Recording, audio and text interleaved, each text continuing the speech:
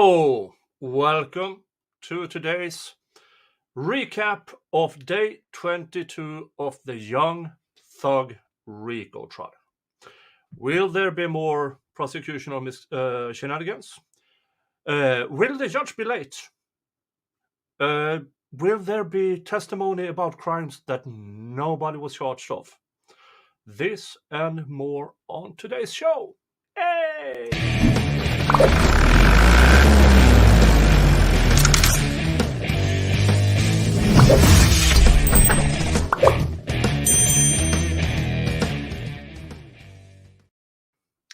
All right. Yeah. Brandon Blackfire, it doesn't matter how late the judge was, him being late at all is a problem. Yeah. I completely agree. It's the fact that it's not how late he is. It's he has been late all the trial days. Oh, thank you, Ghost Ray, for posting my Rumble stream. I will pin that on top of the chat. Thank you so much. Okay, but question number one. How late was the judge today? Hold on. And let's see here. 6:43 to 6:10. Okay, so that's about 33 minutes. But the Law and C-Word stream started 15 minutes late. So the correct answer is between 30 minutes and an hour. And so the result was 10% thought he was an hour late or more. 30% says 30 minutes to an hour. And 60% said under half an hour. So 30% of you were correct. And as Brandon said, it's infuriating that he is late at all. And because remember last week when he yelled at the defense lawyer for being unprofessional? Here's something, because he did that in front of the jury. And what's infuriating there is that he could have put in the mind of the jury that the reason they are late all the time is because of the defense. And it's not. It's the judge. Every time it's actually the judge. On a few occasions, it's a jury who isn't back on time because of bathroom break or something of that sort. But yeah, so I don't know. He might have involuntarily put the thought in the mind of the jury that the reason they are kept waiting all the time is because of the defense. And that's simply not true. Okay, but I think we should just get on with it. And let me just do that. So, Mr. Jingles, we are all Mr. Jingles subordinates. We are the Jingles Viking thugs. I don't know if he will make an appearance. He's around here somewhere. Yeah. So, yeah, let's just get on with it. This sorry excuse of a trial.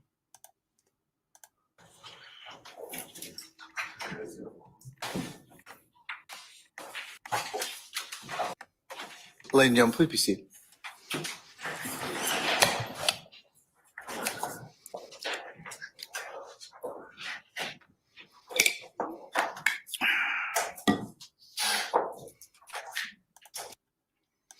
Oh, I forgot to say that I got access to Rumble, what's it called? The Rumble studio.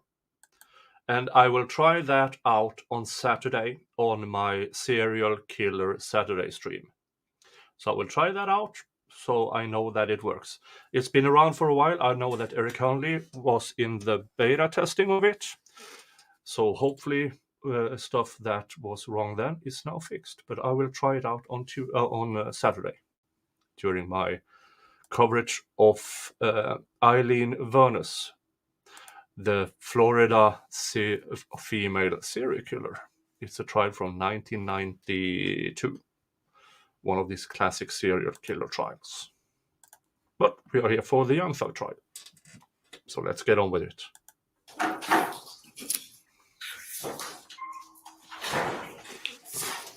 All jurors present and accounted for. All right, thank you, Sergeant Ingram. Good morning, ladies and gentlemen of the jury. Good morning. All right, sound good. Without further delay, we're going to continue with the presentation of the state's case. State, call your next witness. Good morning, Your Honor. Good morning, sir. Officer Floyd. All right, summon Officer Floyd, please. Yes, Officer Floyd is here about a traffic stop.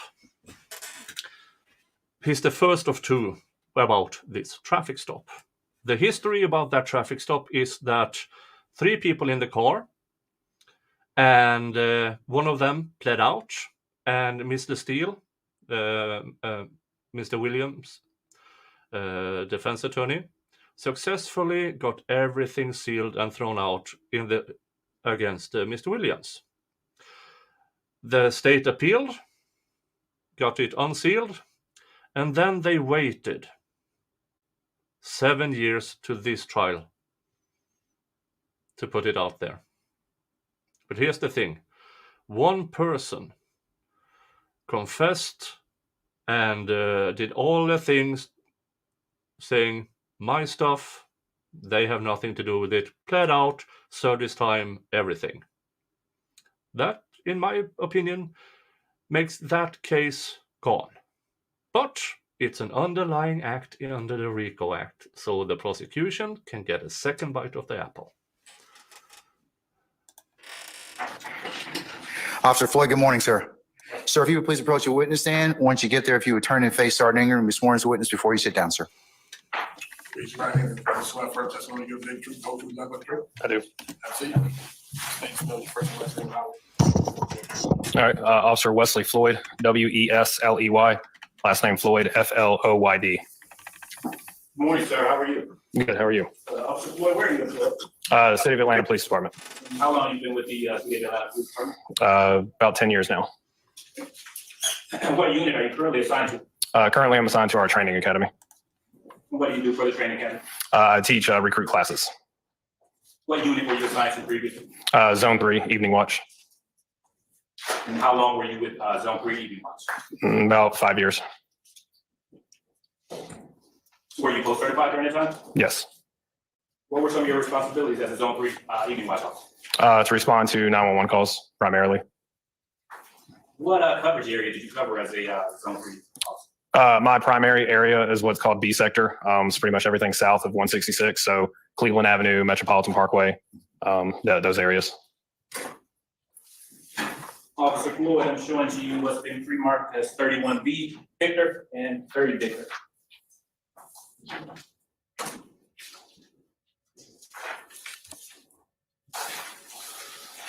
Today's cameraman is recruited from a nearby middle school, it seems.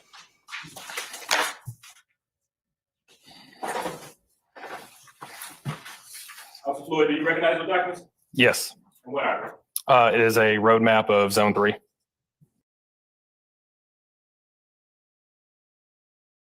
Yeah, I don't know why the CC has turned that, because I can't change it. As far as I know. Let's see here. Subtitles. Options. Oh, there it is. Background. Ooh, I can change. Captions look like that. Okay. Bum, bum, bum. Font color black. No. Font color black is good. Background color white. That's still not good. Font size 150%. I didn't know I could do this. Font family, casual. Cursive, no. Small capitals.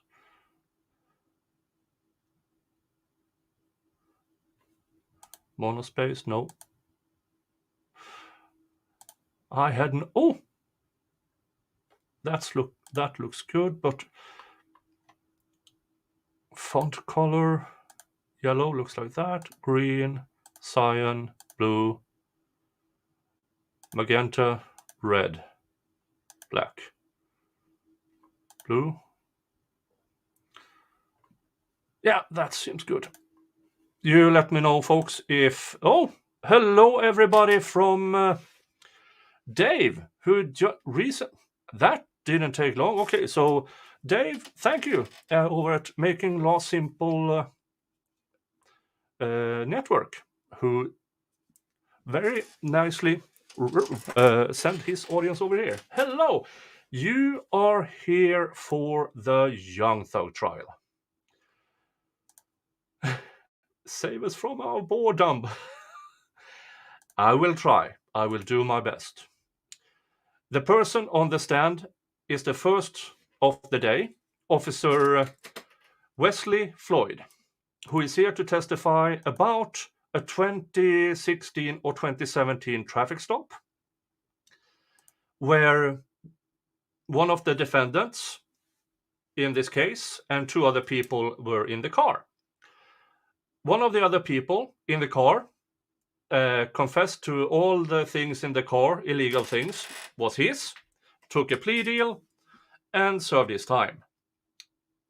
But now, 7 years later, the prosecution in this RICO case is bringing these charges under as underlying acts under the RICO charge, even though somebody else has been convicted of the crime.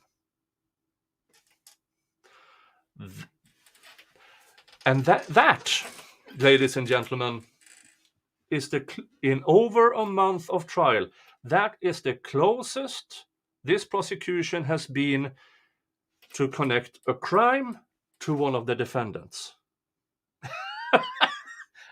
I wish I was joking. I honestly wish I was joking.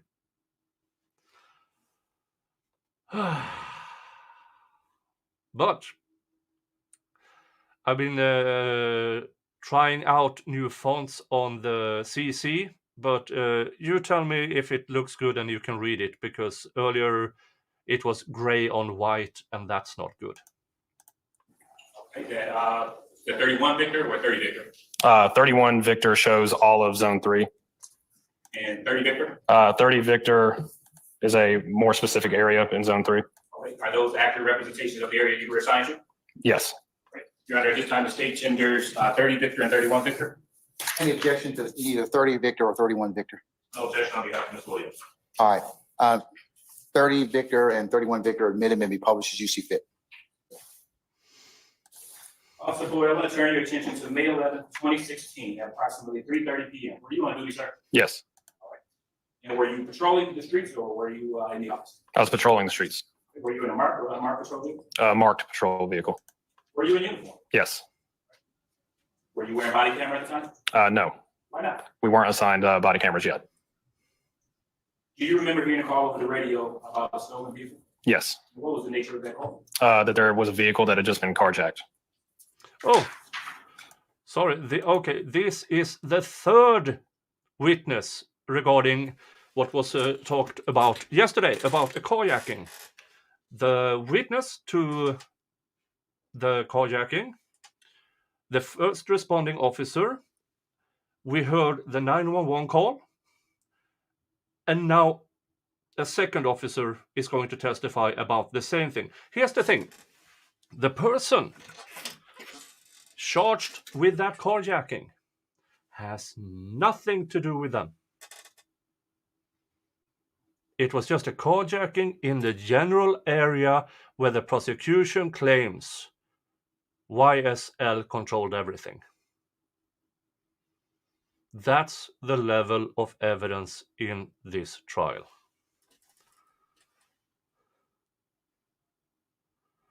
Black background, okay, I will try. Options. Let's see here, background color black, whoops. And font color white. That is just dark gray on, yeah.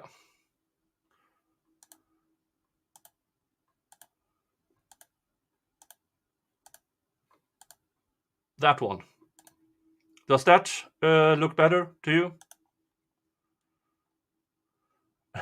And don't call me Shirley. Yeah. This trial has been going on for over a month.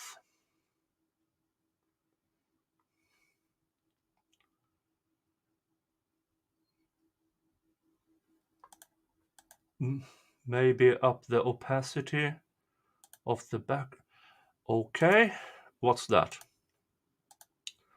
Guys, I'm old. I just discovered this.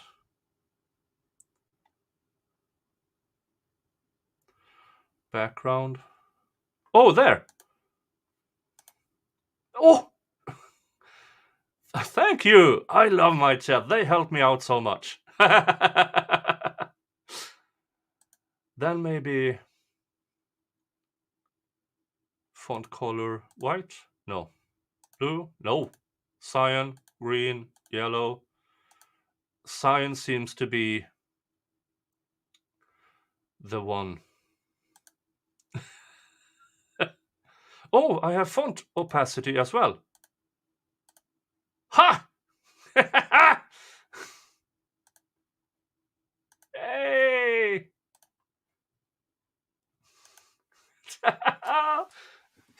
Thank you, chat. Thank you. Yay!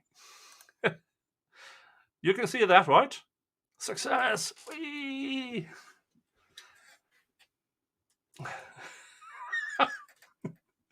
Okay, let's continue.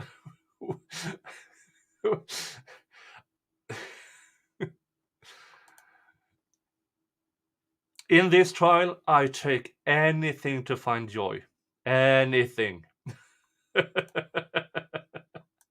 Let's continue with the testimony. What was the description of the vehicle that was carjacked? It was a black Toyota Corolla. And what was the location that the Corolla was reportedly taken from? Somewhere on Amal Drive. I don't remember the numbers. After hearing the carjacking call over the radio, do you see a black Toyota Corolla matching that description? Yes. I am now publishing States 30 Victor.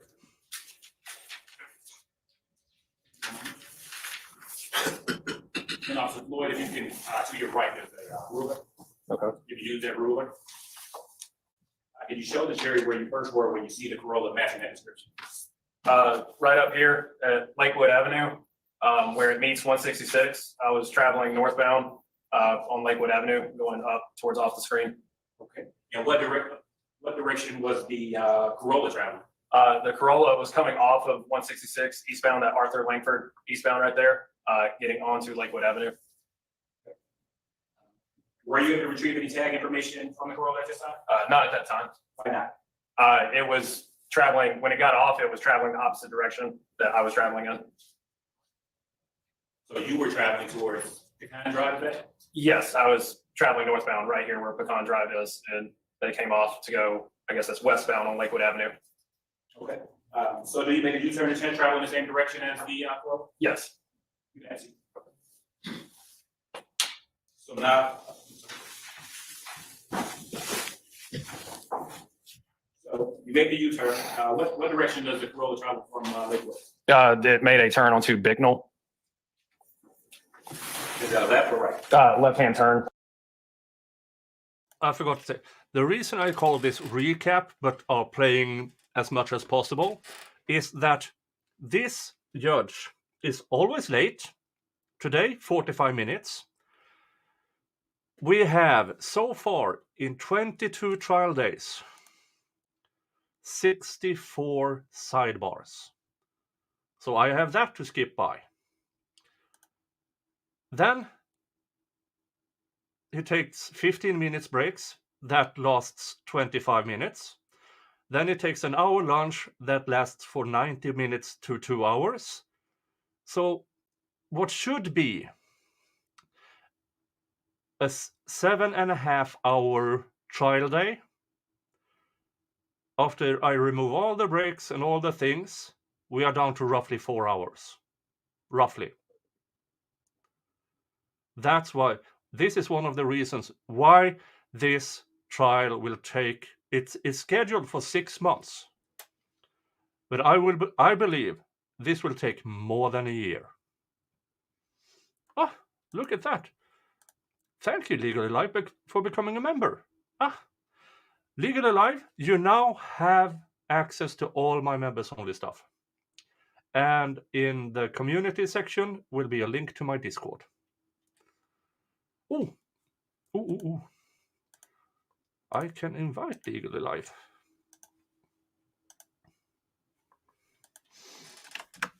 There. All right. Traveling south on Bicknell Street. And once it turns left on Bicknell Street, were you able to maintain sight of the vehicle? No, I lost sight of it when it turned onto Bicknell. After losing sight of the vehicle, after losing sight of the road, what direction do you travel? I traveled onto Bicknell Street as well, trying to regain sight of it. So you made a left as well? Yes. And do you see the Corolla a second time? Yes, eventually. And where at? It had turned onto Polar Rock Road. It made a left from Bicknell onto Polar Rock eastbound, and I caught back up to it on Polar Rock Road. And were you able to get behind the vehicle at this time? Yes. And were you able to pull the tag information at this time? Yes. And did the tag information match the description from the reported carjacking? Yes.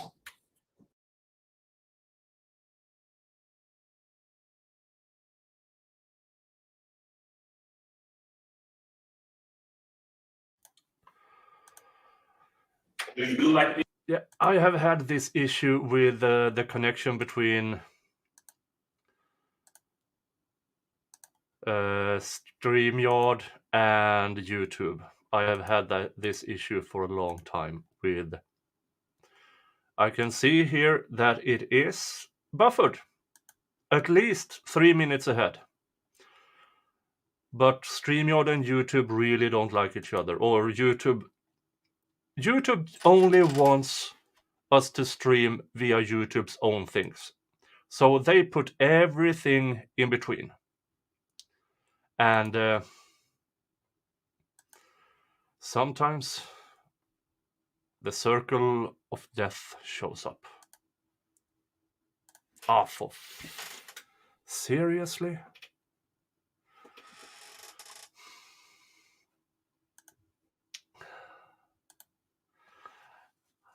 Hi, McKinley. Oh, hello. Welcome here. Currently, I am... Okay. Oh. Yeah, I have this circle of doom between YouTube and StreamYard again. Sometime, and I mean, it's buffered several minutes ahead, but I believe it's YouTube that just doesn't like, because I checked all my internets and everything. I am having like 40 Mbits in and out. So it shouldn't happen, but it still happens. So I believe it's YouTube. What's going on? Oh my God. Are you okay, McKinley? Yeah, I had you playing on YouTube in my ears and on StreamYard, and it was super confusing. Okay. Yeah. I fixed it. Okay. Yeah, that echo can be, yeah. Yeah, I couldn't find it. I was like, help. Yeah, I'm playing it at 1.25 also, but I guess I have to go to normal speed. There are plenty Yes. Yes. There are plenty of pauses in this, so I can skip ahead. Okay, cool. Does the Corolla stop? No. So now you're pursuing the Corolla on Boulevard Road. Yes. All right. Where does the Corolla travel from this point? Corolla ended up making a right-hand turn southbound onto Lang Drive. Okay. And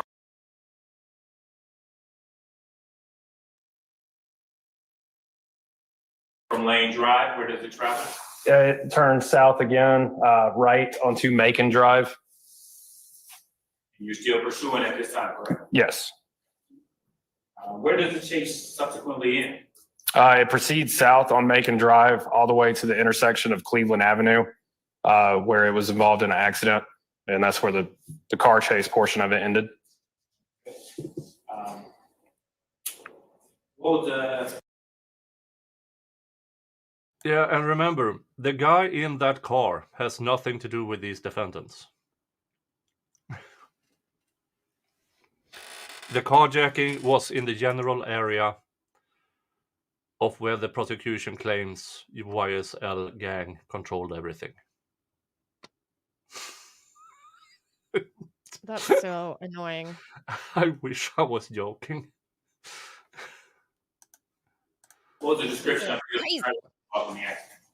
Or what kind of car was it? Oh, in the accident, it was a silver Audi.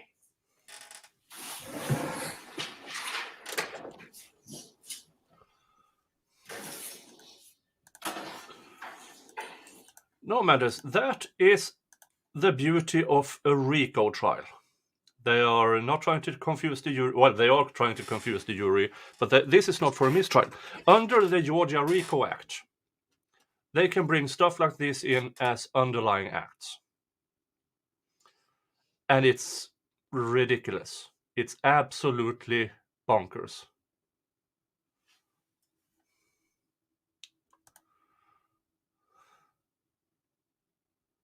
What? Well, I know the prosecution claims the YSL gang controls that area, but allows other people to sell drugs in the area and do nothing to stop them. But I still haven't heard any evidence of that. That is what I believe is the prosecution's argument. So far, after a month of trial, I've heard nothing of the sort. Not even from the state's own witnesses. But thank you. Culperistic is he's bringing in facts, but sometimes we disagree on the facts. But it's very good to have him or her. I don't know. It's good to have them here. Do you remember that one person though that said that they like sold drugs in the gas station and like I think they were YSL maybe? Yeah, and then you had YSL Slug there, or Tick, or whatever he calls himself. Yeah. And he was asked on cross-examination, but there are others there, yeah? And there's nobody who stops them or anything, and he says no. Nobody is hindering anybody from showing the gang sign of YSL.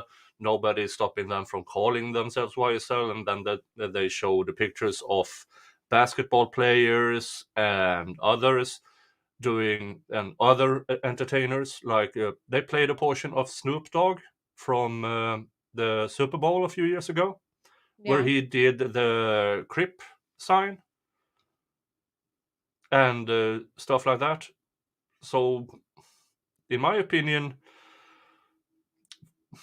I don't think the prosecution has proven anything at this point. But that's my that is my opinion.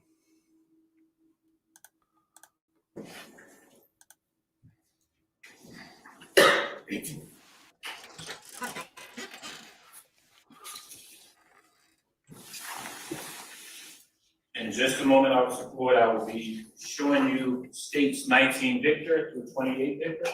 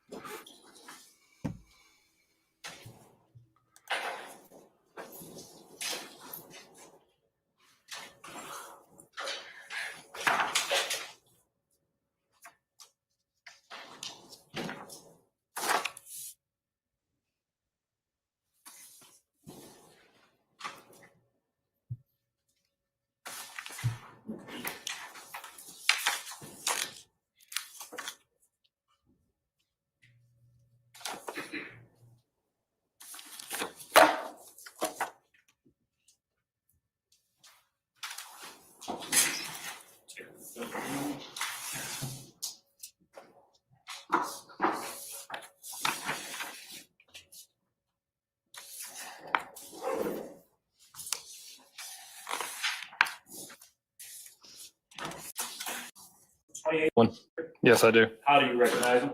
That's the intersection of Macon and Cleveland. Are these photos a fair and accurate representation of the accident location that day and the In the beginning of the trial, this prosecutor was really adamant that red, that's the color of the YSL because they are associated with the bloods. Uh-huh. Could you please inform me what color the prosecution is wearing? Red. Yeah, isn't that Wasn't weird? she gone for like a while? And now she's back, I guess. Yeah, she's back. Some days But the other she isn't chick there. isn't there. Yeah, Fannie Willis isn't there. I heard she has some legal issues. Yeah. No, but you know the other prosecutor, the tall lady with the Oh. long hair. Yeah, sometimes she's there. I mean, it seems like they alternate second, first and second chair.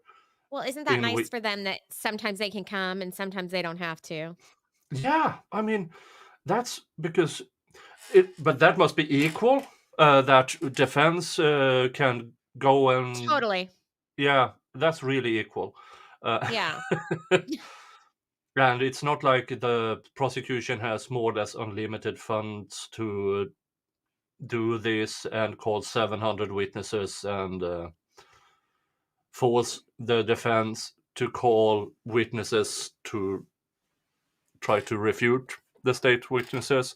As in yesterday, when we learned that the prosecution has produced entirely new DNA evidence that they handed over to the defense. And the defense is saying, we just got this. And now I need to hire a DNA expert. And the prosecution says she will call this within 2 weeks.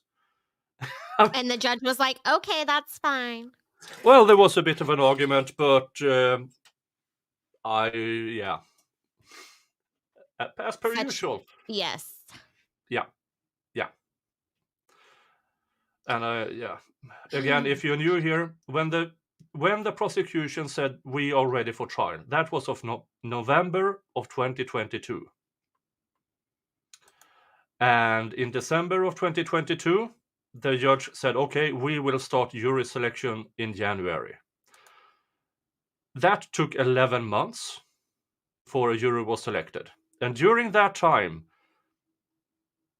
the prosecution's witness list changed from 79 to 731 witnesses. And the judge allowed it. That's craziness. Yeah. In my personal opinion, when the government says we are ready for trial, That should everything be it. stops. Yeah, Yep. everything's not using, oh, this is a big RICO trial and it will take forever to summon a jury. No, you said you were ready. Boom, hand over your discovery. Done. Yeah. Yeah, no, that is the way it should be, I think. Yeah, But I'm not the judge. Yeah, I'm not. Yeah, me neither. And I will probably never be.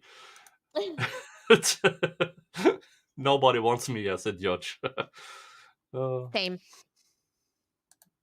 after the accident? Yes. Your Honor, just time to state tenders 19 Victor through 28 Victor. Any objection to 19 Victor through 28 Victor? All right. States 19 Victor through 28 Victor are admitted and may be published as you see fit. Thank you.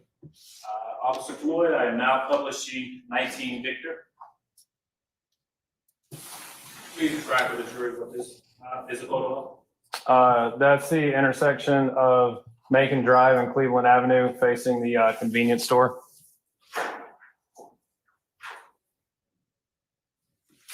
I am now publishing 22 Victor. Again, the person who was charged with this is not a defendant. He was never a defendant in this case. He was not among the 28 the prosecution charged to begin with. But it happened in the YSL area.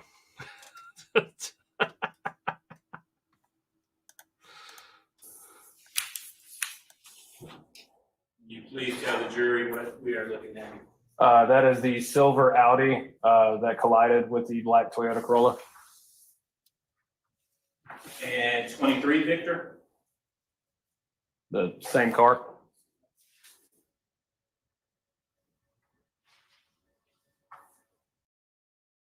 And again, why is it necessary to show all of this when all you have to say, they crashed with an Audi and then we apprehended him? I think the only thing I can figure out is that they're trying to distract or take time away from the DA's legal issues. I don't know.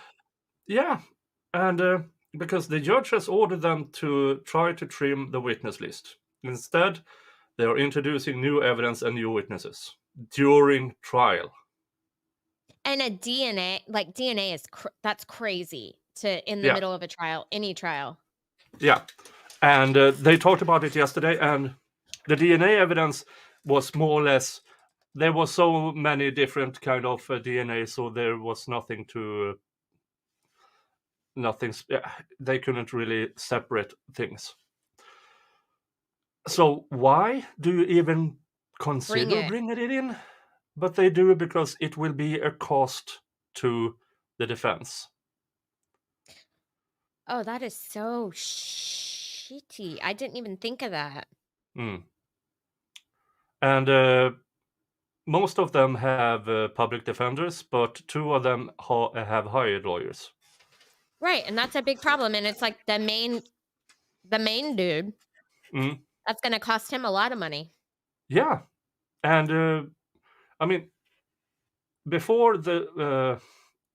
all of them were apprehended in 2021, I believe, or something like that, and then half a dozen over the months pled out because everybody was a flight risk, apparently, according to the state. So everybody was in jail and the guy who was here up until yesterday, YSL Slug, he spent 7 months in jail before he signed the plea agreement. Others have spent a year and a half before they got the plea agreement, and they took it so late that the state said, okay, you don't have to testify, just write this plea agreement. Which means they get out of jail, which means they're so super bad and scary. But yeah, and it's for me, it only shows that the prosecution had such a weak case to begin with.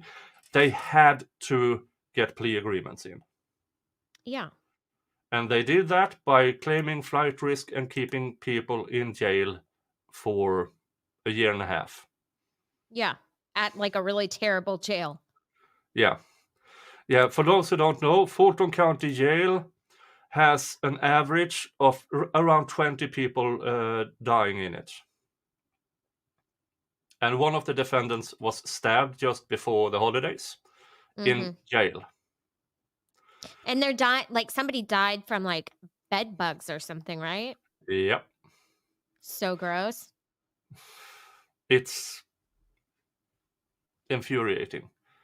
Yeah. But the prosecution has unlimited funds. But now Miss Willis is in a bit of trouble because the money they are using for these RICO trials was supposed to go to clear the docket for the court from all the misdemeanor cases and stuff like that during the CVID world-ending event.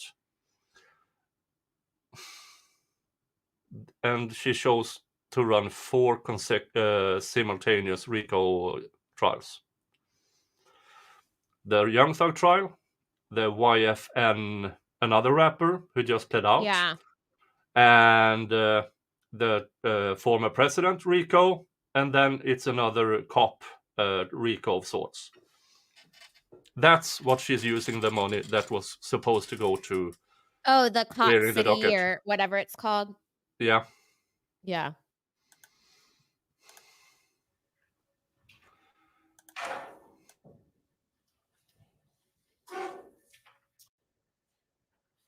Those are what we were looking at here.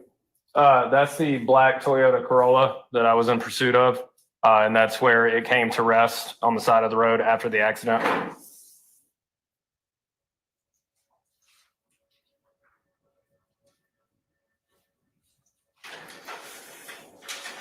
And that's the location where it subsequently ended after the accident. Yes. What happened after the Corolla came to rest? After it came to the rest, the driver's doors opened up and the suspect inside began to flee on foot. How many suspects were in that vehicle? Just one. Did you pursue him? Yes. Did anyone else pursue him? Yes. Who? There's another officer, I believe it was Officer Baker in my report that pursued him. He got ahead of me. Did either of you catch him? Officer Baker did. Now, when you heard I'll take you back a little bit. When you heard the bolo of the particular vehicle, do you remember what the bolo was? Black Toyota Corolla, and they provided the tag information, but I don't know it off the top of my head. Anything about the suspects or suspect? It was black male suspect with khaki pants, is what the bolo said. Were there multiple suspects or just the one? I only knew of the one. What was the gender of that person? Male.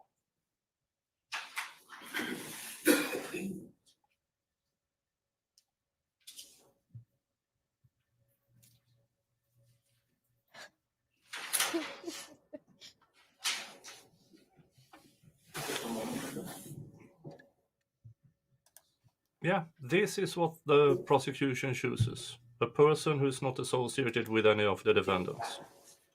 I'm not publishing 18 Victor.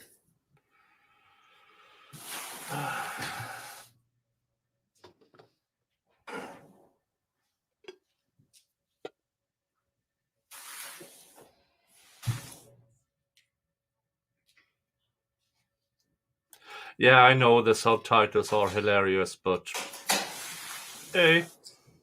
Officer Floyd, is this the How do you get him suspect that you color? apprehended today, that was apprehended today? Yes.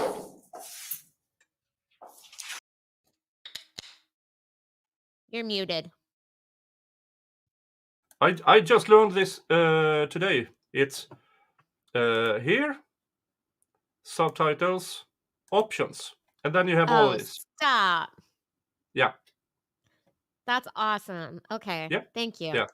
Yeah, my chat just taught me this today, and I'm very, very thankful. It I looks had no really idea. cool. And this is the suspect wearing the tan pants and just a deleted question. What was the suspect wearing? Tan pants. Court's indulgence, Your Honor. Yes, sir.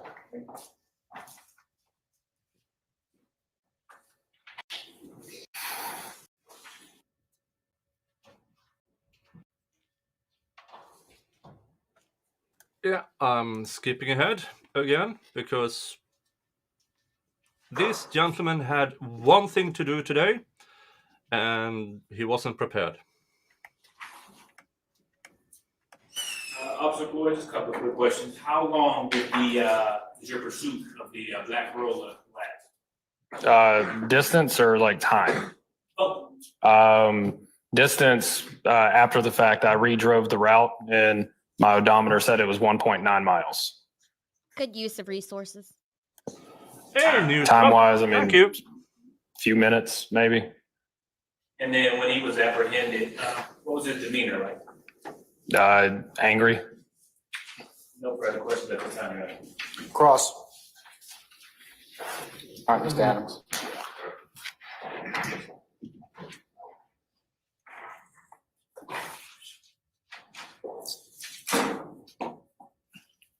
Officer Floyd, good morning, sir. Good morning. Officer, you are, if I heard correctly, excuse me, you're currently an officer with the Atlanta Police Department, is that right? Yes, sir. You were so employed back in May of 2016, true? Yes. You are currently you work at a training academy. Did I hear that correctly? Yes, sir. You train recruits. Yes. Essentially, they come in as recruits to be police officers, and you're charged with training them in terms of how to be good police officers, procedures, that sort of thing. Yes. You have 10 years of experience as an Atlanta Police Department officer, and so you have a good bit of knowledge to impart to these young men and women who come in to be police officers, correct? Yes. One of the things that you have learned as a police officer, and I presume, you're going to correct me if I'm wrong, that you impart to these young men and women who are coming to be police officers is that you teach them how to conduct investigations. Yes. You teach them, I would guess, that there's more to policing than simply, chasing suspects and that sort of thing. Absolutely. Yes. Based on your experience and based on what you tell these young men and women, that when there is a crime, that there's some investigation that goes on in addition to simply arresting a suspect, right? Yes. Because at some point, that if someone is charged with a crime, they may very well, and they being the person who's charged, may show up in a courtroom somewhere to answer those charges, right? Yes. You also know that either you as a police officer or any of these young men and women that you're training as police officers may have to show up in court and testify about the evidence that links that person to the crime that they're charged with, correct? Yes. All right. You were involved with this incident that occurred on May 11th of. I don't agree this is a test case because prosecutor, district attorney Fannie Willis, she's been with the DS office for quite some time, and she's been doing 5 or 6 RICO trials before this. But now as a district attorney, she's using this, in my opinion, as a platform because she wants to become the next attorney general.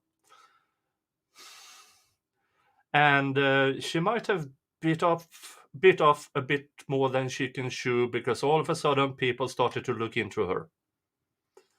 And let's just say Fannie Willis, day before MLK Day, in church, talking about the allegations against her, and she lied in church.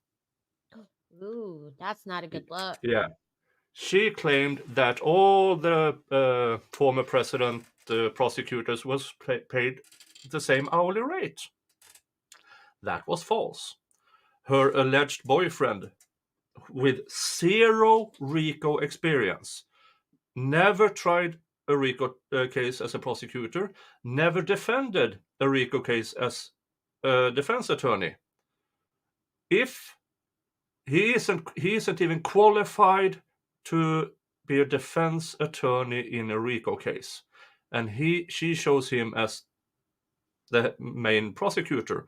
He is paid $100 more an hour than one of the other guy, what she called the white guy, and $50 more than the white woman. Yeah, and the 2 others have combined. They have billed combined, I believe, less than $70,000. Her alleged boyfriend is moving into the over $1 million that he has billed. And they are nowhere close to an actual trial in the Trump thing. Yeah, so she's quite in a hassle. And she might be forced to sit for a deposition in her alleged boyfriend's divorce case. Hey, Nick, can you move the subtitles to the top or the bottom? Oh, sure. They were asking. Okay. I try to do what my What your people ask. What my people ask of me. Yeah. But in that they got discovery finally from her boyfriend, his soon-to-be ex-wife, and there are receipts of him buying airplane tickets for him and her to Florida, and then he bought cruises on both Caribbean cruise and Norwegian cruise, but her name wasn't on it. But it was for more than one person. And was she there? Well, it was in connection with the plane tickets, because he has to pick it on his when he buys the plane tickets. That's on the receipt. It's not on the Yeah. receipt for the cruise. Mm. Yeah. Oh, it will be interesting. Oh, it will be so interesting. 2016. You weren't the only officer, but you were intimately involved with that case, right? Yes. I heard you mention Officer Baker, who was one of the other officers involved in at least the chase part of the investigation, right? Yes. He is the person who caught up to this young man. I think his name is Christian Eppinger. That's what you remember, right? Yes. And you were also involved in the arrest and taking into custody of this young man. Yes. He was, Christian Eppinger, the only person arrested for the crime that was reported on that day, right? Yes.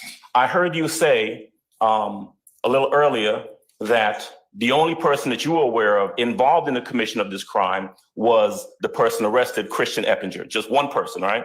Yes. Okay. And in fact, when you got the bolo, when the radio traffic came out, you were advised that there's this black Corolla that had been carjacked, and there was a person in the black Corolla that you were going to be looking for, right?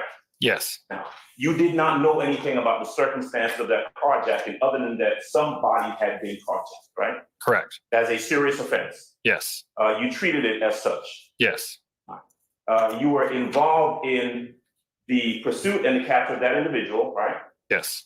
And ultimately, when he was taken into custody, you were not the one who took him well, he was a juvenile, right? Yes. He would not have gone to Rice Street. No. He would have gone to YDC, the Youth Detention Center. Yes. You didn't take him. No. Before I go on, let me ask you a question. Do they take, when juveniles are arrested and they go to YDC, YDC doesn't take pictures, booking photos of those juveniles, do they? I don't. Yeah, speculation. I sustain the question. If you know, do you know? I do not know. Okay. You were shown, there was a picture that was put up a little earlier. Yes. And did you identify that picture as the person that was arrested on that day? Yes. Do you know when and where that picture was taken? No. Okay. You would not have been the person to take it, right? No. You would not have seen it taken. No. You cannot testify that it was taken at YDC or any other location. You don't know where or when. True? No, I do not know. Okay. When this guy was taken into custody, you don't know him. You've never seen him before. No. 2016, you had been patrolling Zone 3 for how long? Approximately 2.5 years. 2.5 years, and he has never seen that kid before. I mean, that's kind of telling that this actually had nothing to do with the YSL gang or the defendants. This is just a goose chase or throwing spaghetti on a non-stick wall and hope something sticks. It's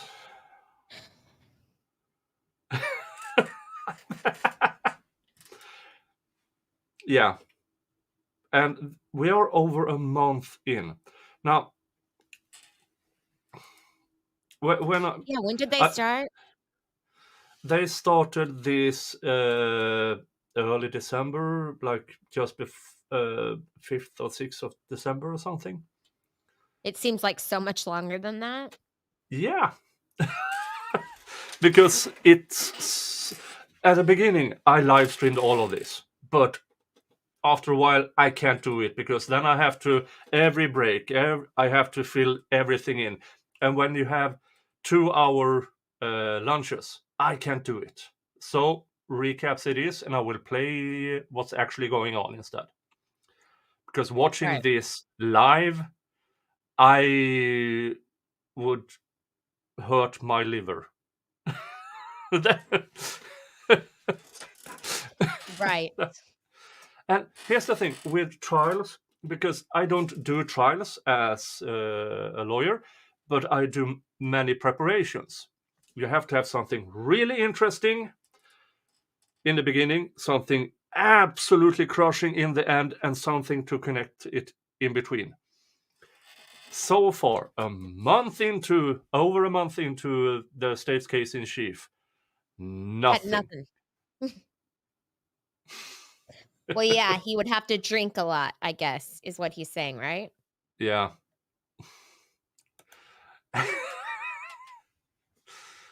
uh, Teresa tries to tell me about it. My eye roll has become perfected watching the live. Yeah, I would assume so.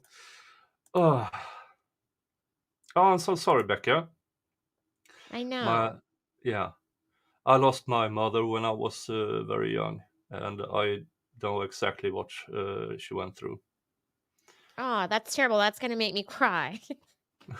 Yeah, it started with my mother. It started. She was declared cancer-free from breast cancer, and then a few years later, a knee started hurting. No. Yeah,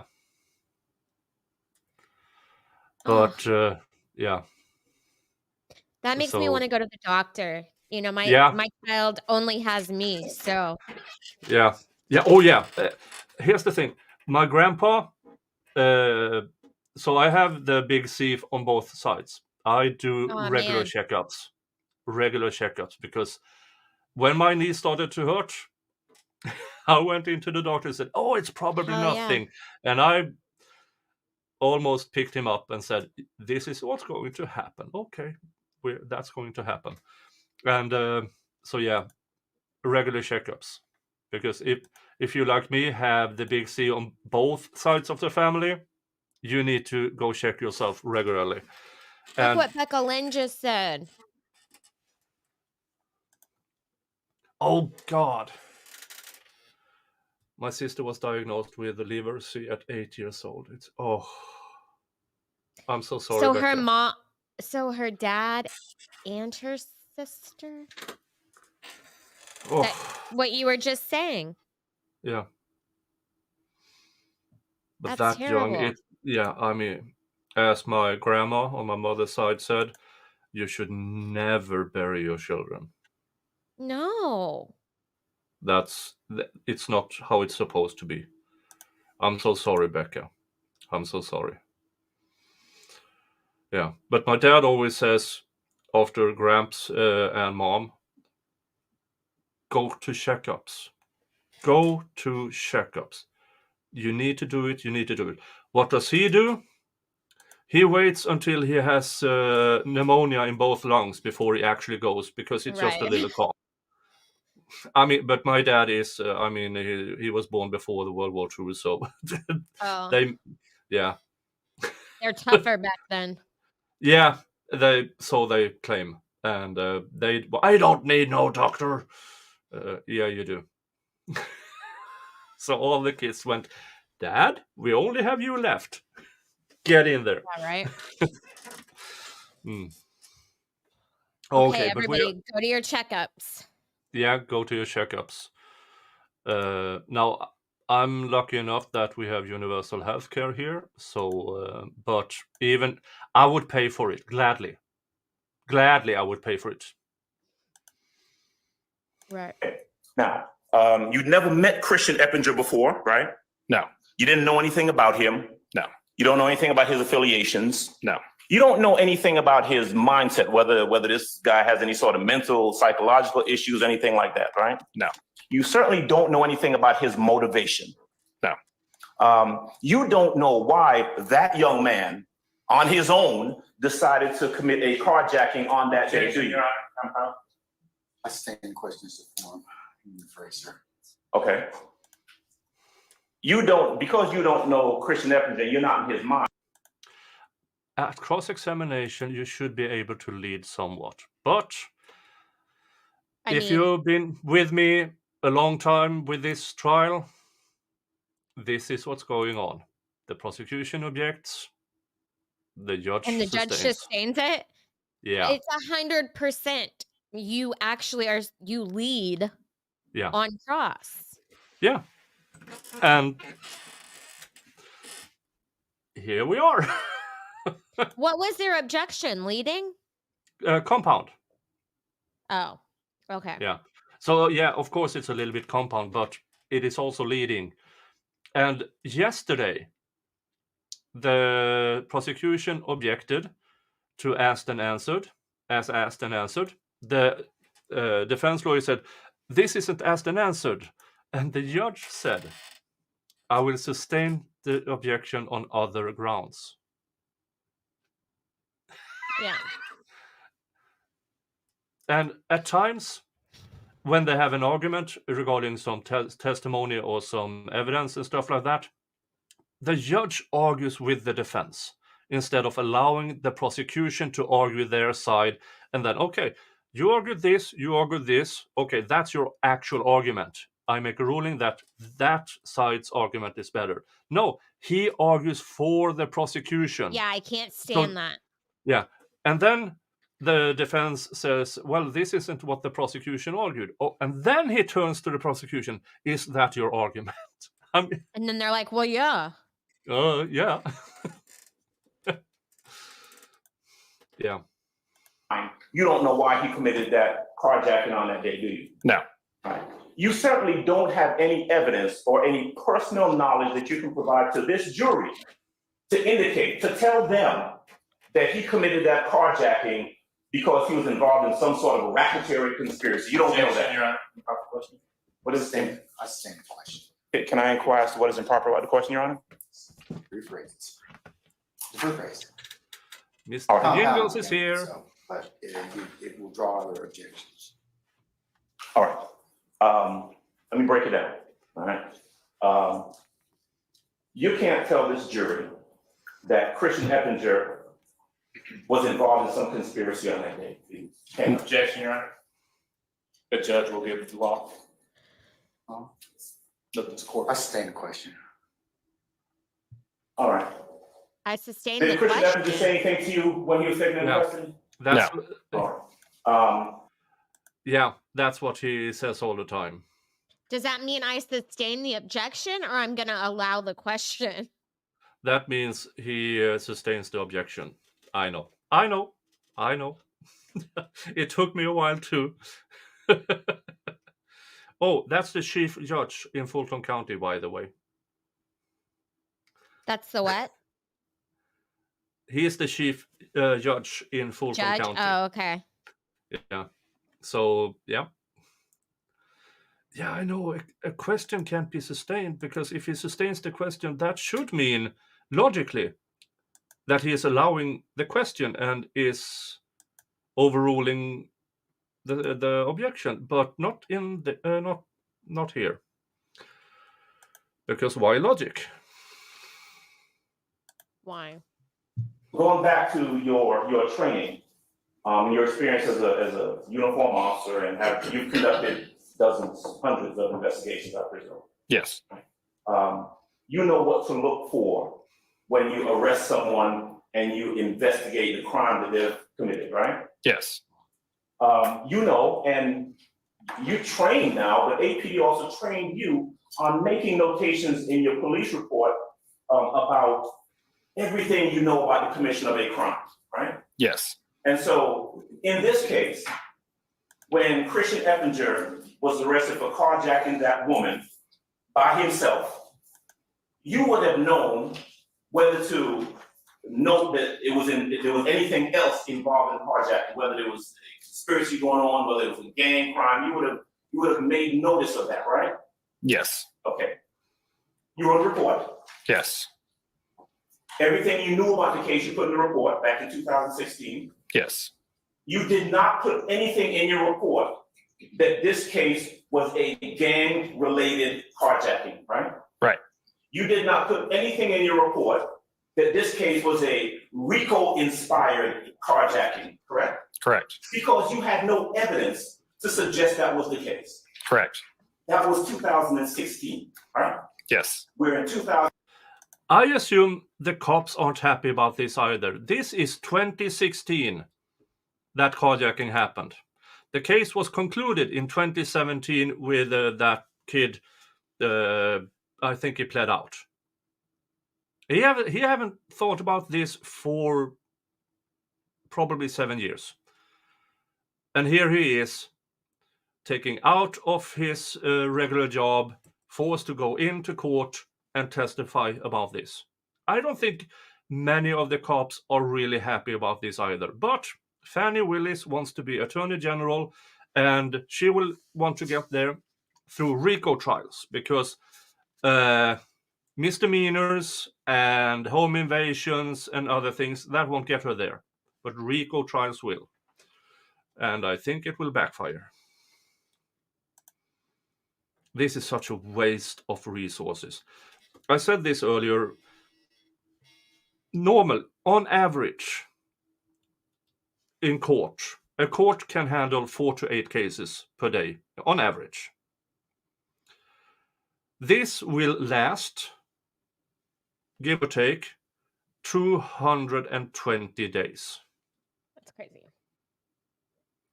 That is, say, let's go low. 4 cases per day times 200. That's 800, I think. Yeah, 800 cases that could have been handled during this trial. That is 800 victims and 800 defendants that will not get their day in court. Oh, was I raided? Was I raided? Who raided? Oh, Baker! Baker raid! Thank you, Baker. Baker raid. Yeah, Baker raid. That needs to be an energy drink. Baker raid. Yeah. Sean Bird, me raid. Oh, there he is. Hi, Baker. I hope you had a great stream. Oh, Baker streamed the Turtle Boy. Turtle Boy. Yeah. Yeah. I hope you got a lot of viewers and a lot of new subscribers there. But so welcome to the young Thug RICO-Trial, where the charges don't count, and yeah, I try to no. You will Welcome to the shit show. Yeah. Oh, yeah.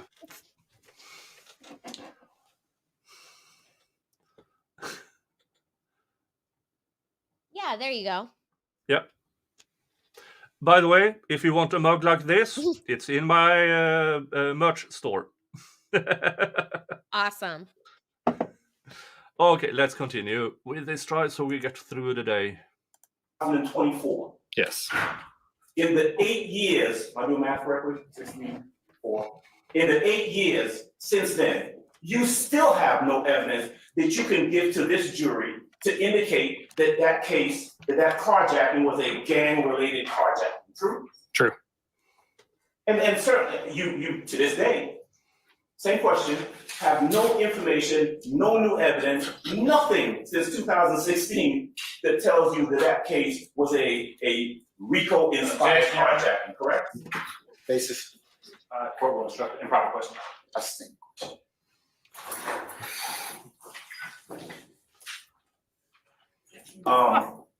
You were never, after the arrest on that day, you were never called upon to come and testify in the case, were you? No. You did not construct, write, print any supplemental reports other than your initial report? My initial report was a supplement to the other officer's report. Read? Yes. Okay. But that's the only report that you wrote. You haven't. Yeah, Officer Reed already testified about the same thing, by the way. So there's 2 cops that isn't at their actual workplace because they are testifying here. And the same questions on cross was asked for to him. And he said the same thing. Haven't amended that report, added anything since then? No, the only other report that was created was for the traffic accident alone. Okay. You know, was there a gang unit back in 2016? I believe so, yes. You did not have any interaction, communication, or anything like that with any gang unit in regards to this case back in 2016, did you? No. Now, you are aware, since you've been called in to testify about the incident that occurred back in 2016, right? Yes. You are aware, have you seen the indictment, the charge in the indictment? What do you mean for? Okay, well, let me ask a different question. You are aware that this incident that you're testifying about is part of some larger racketeering RICO? Oh, yes. Right, you know that, right? Yes. All right. You, I presume, have had discussions with the state in regards to what you know about the case from back in 2016, haven't you? Yes. Right. And you've not been in a position, you've not been able to tell them, hey, look, I've got information that this case was involved in some sort of RICO case. You haven't told them that. No. But you don't know. No. You don't have any evidence to indicate that, do you? No. But here we are, right? And I want to ask you a couple questions about your testimony today and what's happened between 16 and now. Okay. This happens with every cop witness. Because so far, Christian Eppinger, the person who was taken in no reports so far has there been something gang related. None. Yeah. We are on day 22 of a trial. I mean, this is the quality of the state's case. Now, it might be other things coming in later on. I don't know. But if you were with me when I did the Daubert hearings about the experts the state wanted in, I told this story yesterday, but there might be other people here. The prosecution wanted this former FBI agent in as a forensic video analyst. Once in the Daubert hearing, during questioning and cross-examination, the entirety of what he did for the police was he got the video and note about, we want this. So he played the video to that part, paused, took a screenshot, took that screenshot into Photoshop and enhanced it. That was the entirety of his job that he has been doing for the last 20 years.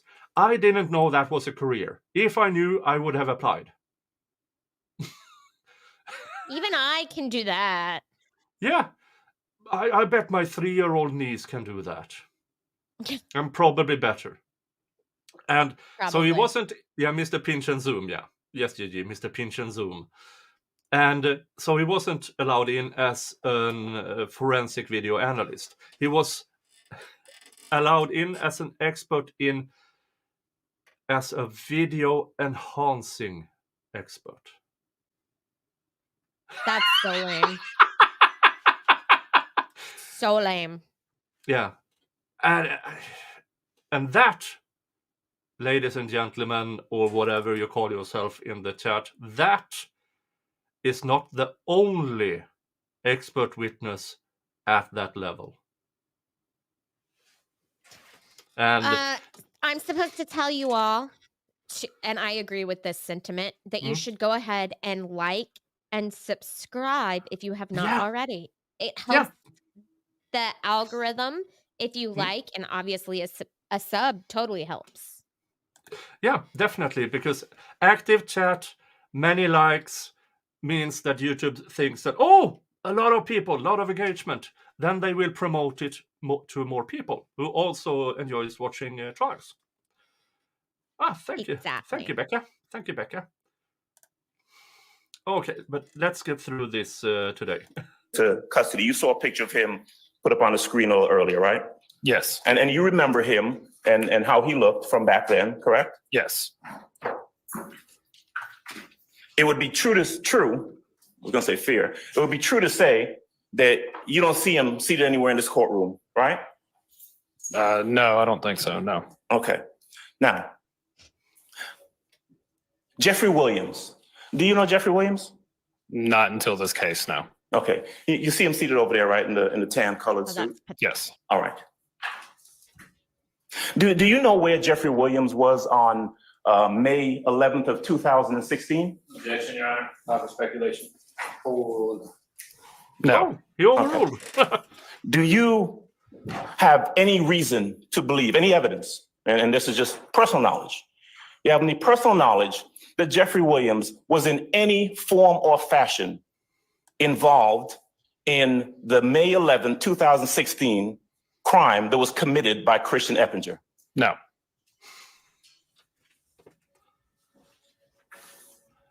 Again, this has been asked of almost every cop. So I don't know why the prosecution keeps getting because surely the juror One moment, please. have to pick this up at some point. I hope so, at least. You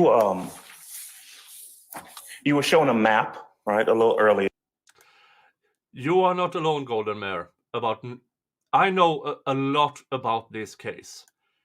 I can tell the big picture in this because it's so vague and so broad, and they throw everything to a non-stick wall hoping something will stick. That's my interpretation so far about this case.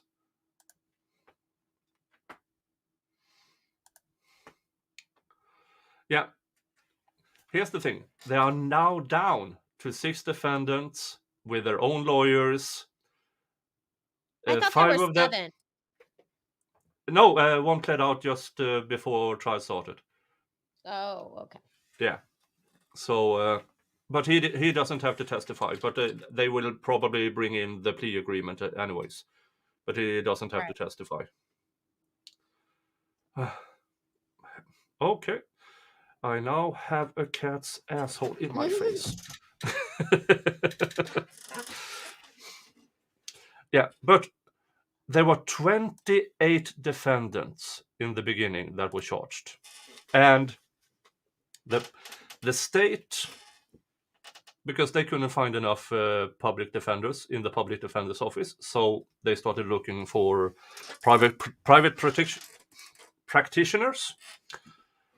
And they said, we will pay you $7,500 if you agree to representing.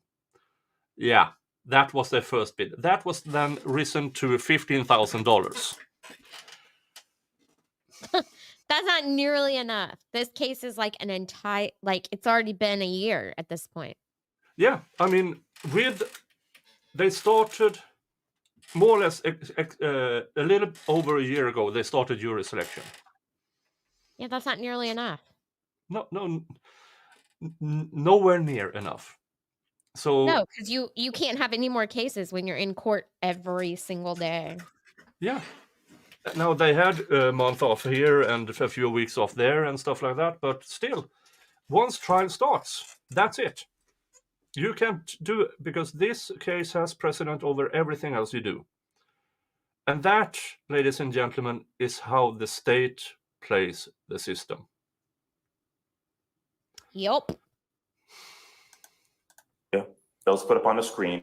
And you're familiar with that area because that's the area that you patrolled at one point, right? Yes. You're also familiar with the streets because those are the streets that car went down that Christian Eppinger was driving and where he was ultimately arrested, right? Yes. Now, this was a carjacking, and you tell me if I'm right, that you've investigated more than one carjacking in your time as a police officer. Yes. Carjackings occur all over the city, don't they? Yes.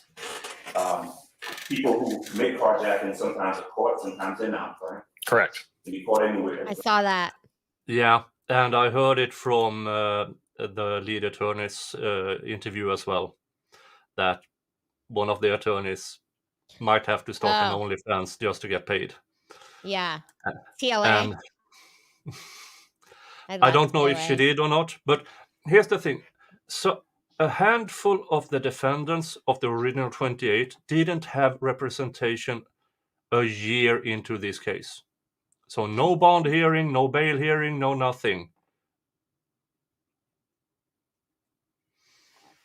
But they were in jail because they were a flight risk. because a young thug has lots of money. They are all flight risks or something of the sort. Driving a car in this part of the city, another part of the city. I mean, the fact that it was that this guy was arrested at the location that he was, that's just where he happened to lead you guys on a chase and where he happened to crash and where you happened to arrest him, right? Yes. Nothing unique about a carjacking on Amal Drive versus a carjacking on, I don't know, Roswell Road, right? That's the same question. All right.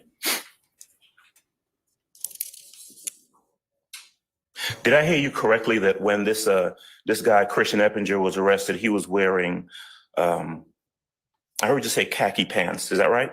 Yes. All right. You remember him wearing any bandanas or anything like that? No.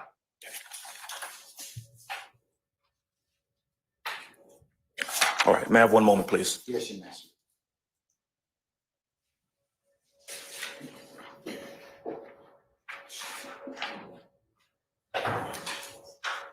All right, any further examination? Yes, Your Honor. All right, Mr. Matthews.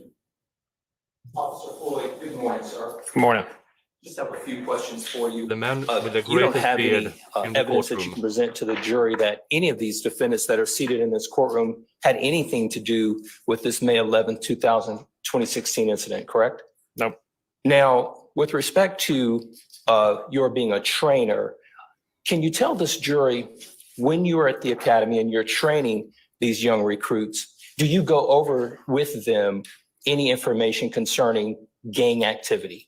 I do not. We call someone from our gang unit to come out and teach a very basic introduction Okay. to the new recruits. So the new recruits do in fact have a basic level training of how to identify gang members, gang activity, so forth and so on, correct? Yes. Before they step foot on the street, correct? Yes. And that's been going on for some period of time in the APD, correct? Yes. Can you tell this jury, to the best of your knowledge, how long have the recruits been receiving that gang training to the extent that a gang person comes in and trains them? I'm sorry. How long have we been teaching it as a department? Yes, to your recruits. I can only speak on since I've been hired, and we've been doing it since I've been hired. So in 10 years, we've been Okay. doing it at least. So for at least 10 years, all of the officers that step foot into a police car and get on a beat, they have some training on how to identify gang members, correct? Mhm. They have some training on how to identify gang activity, correct? Yes. And that's information that they would have at the very beginning on their first day in training, correct? On the first day on the street, correct? Yes. It's a very basic overview. It's not super in depth. Right, but enough to identify gang members, correct? Yes. And enough to identify gang activity, correct? Yes. Thank you, sir. Any further examination? Any redirect? Just briefly, Your Honor.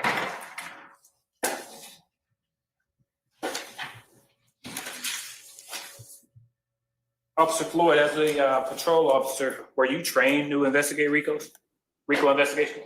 Not for RICO, no. Okay. And have you had any specialized training on any RICO-related subjects at the time of arresting Mr. Evans? No.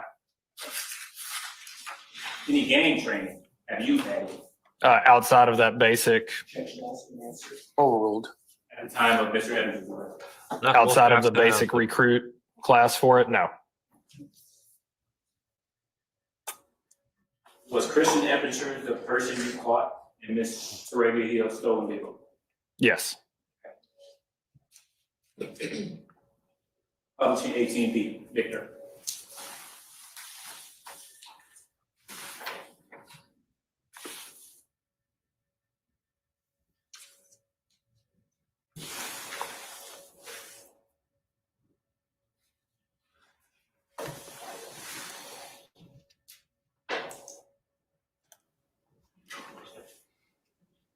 Didn't we just look at these pictures?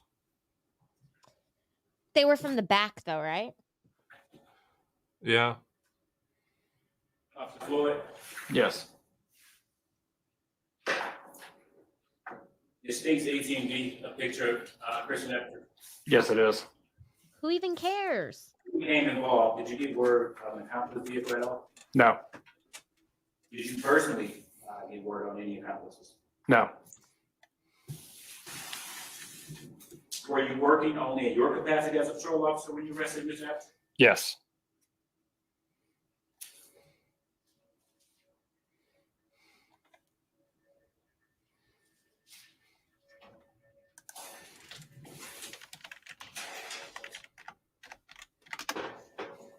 And did you carry out all your duties as a patrol officer on that day? Yes.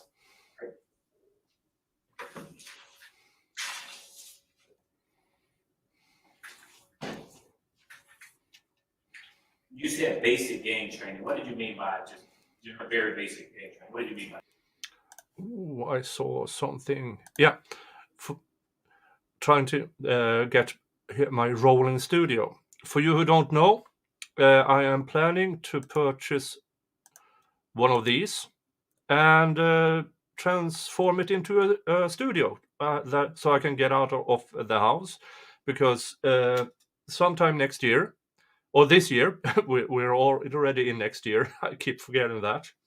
I will have tenants downstairs. Oh, Yeah, and then I mean, streaming in the middle of the night, my time might not be so popular.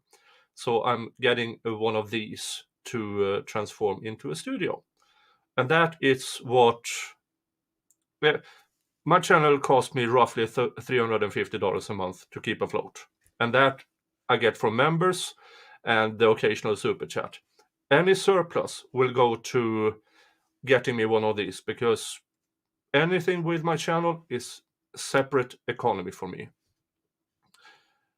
And one of these would cost me roughly, in this, let's see here, the bid on this that will go to it's a day and a half left, is at roughly $2,100. It will sell for around $3,000. So yeah, that's not that too is- bad. No. And because I've seen the interior of this and it's real crappy. So Okay. yeah, so between $3,000 and $5,000, and then an additional $3,000 to $5,000 to get it transformed into a studio. But sometime it will. Yeah, I know, Ronnie. That will be a cool studio. But I plan to do separate streams about that, so you can donate directly to my PayPal and help me achieve this goal, if you want to. And here's the thing: never donate what you can't afford. If you're choosing between bread and me, choose bread. If you have, yeah, you know us streamers. Sometimes we just grift. Let's get back to the trial. I'm not sure exactly what all is covered in the course. Like I said, I don't teach it, but they just, to my knowledge, it's just a very basic introduction to gang activity. And finally, were you working as a gang investigator when you arrested Mr. Evans? No. No further questions, Your Honor. Anything further, Mr. Adams? Yes, sir. Mr. Matthews, you get your turn. Okay.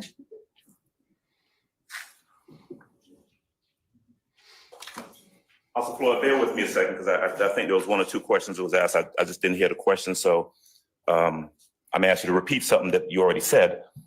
But I did hear you say that at the time, you were not working as a, quote, gang investigator. Correct. Yes. All right. But I mean, it is true that at that time, it was a gang unit that if you saw something that made you think there was some gang connection in this case, you could have contacted them. True? Yes. Objection, Your Honor. I'm sorry. Oh, the objection. And you did not contact the gang unit because in your analysis of that matter, you didn't see anything that suggested to you, a trained police officer, that there was any gang involvement in this case, right? Correct. I'm kind of amazed that the prosecution, after having him on the stand, have to impeach him about his knowledge surrounding gangs. I mean, how bad is it that you, as a prosecutor, you have to impeach a cop on the stand? It's not good. It's not good. Good. Oh,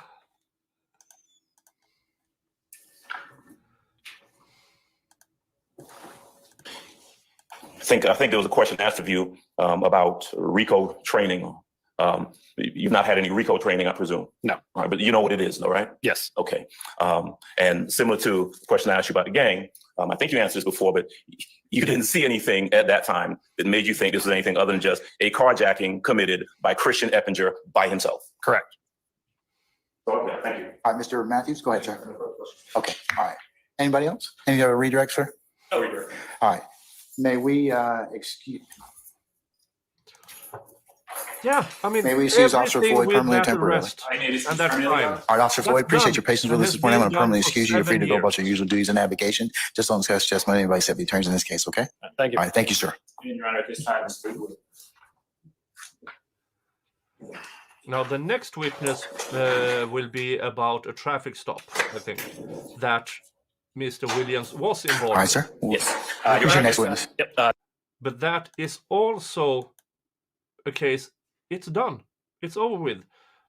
A person in the car that was with Mr. Williams and one other confessed it was his stuff, took a plea deal, served the time, and nobody has cared about that case since, until now, as an underlying act under the RICO charge. Because, ooh, look, they are associated with these criminals.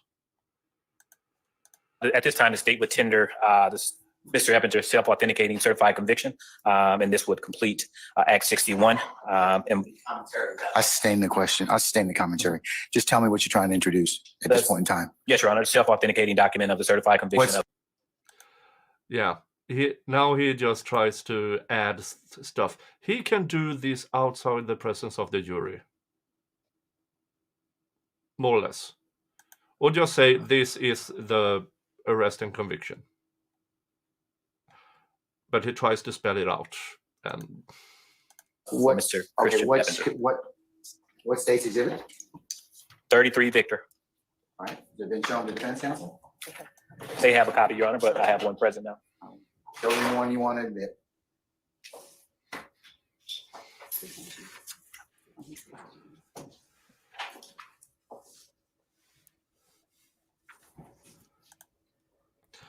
I'm not sure. I'm not sure if it is the Whistler.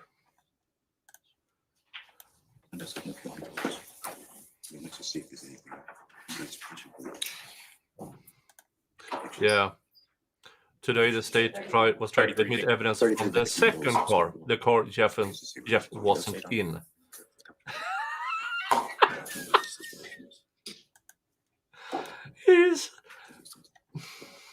But the underlying problem here is that the Georgia RICO-act is so broad and so vague that this conspiracy can be spoken and unspoken. That's what the lawmakers wrote into it. The fun thing is, if Fannie Willis and her alleged boyfriend, if somebody concludes that they used federal funds in the wrong way, they could be charged under the RICO-act. All right, come on up. Will they? Probably not, because some people take care of their own.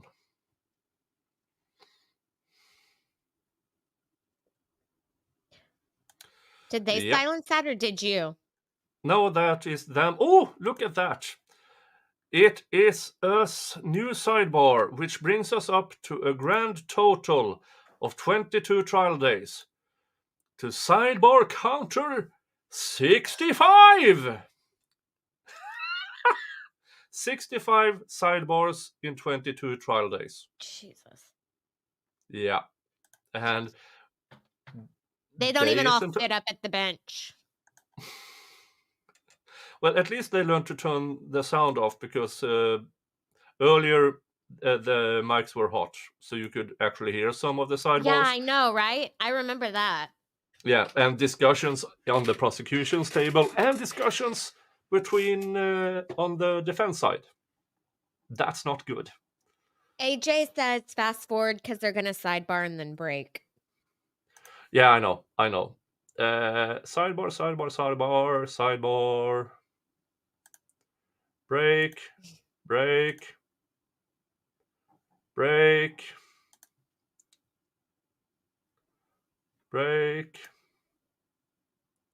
And back.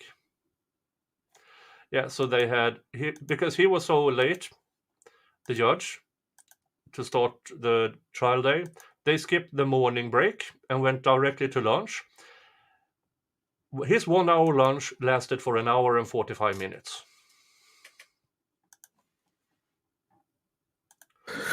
And now the jury is coming in. Henry County, Stockbridge, Brookhaven. Oh, Bunny, that suit doesn't fit you well today.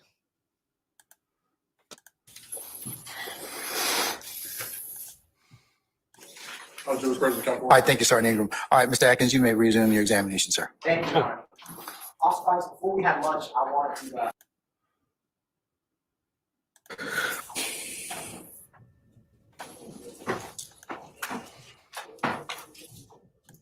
Oh, there we go. That's better. Tuck it in. You can't button it. Young Thug used to be very slim. I know. Yeah, but a Yeah. year Don't in please jail, proceed. does that to you. But yeah, when you're having to eat junk. Prison food isn't the healthiest. Especially not the commissary stuff, you know? Juris President, count All right, thank you, Sergeant Ingram. All right, Mr. Atkins, you may resume your examination, sir. thank you, Your Honor. Also, guys, before we had lunch, I wanted to backtrack a little. Can you describe to the jury what constitutes a high intensity drug area? High intensity drug area is where heavy amounts of narcotics are being sold. It could be anything from a hotel to a neighborhood to a street corner, anything like that. And Didn't who catch his name. identifies or creates what's Was it there designated before as lunch? Sergeant Rowan.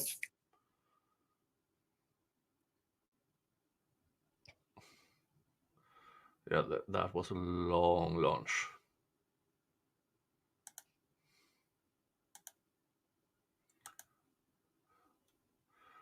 Okay, they took a break, and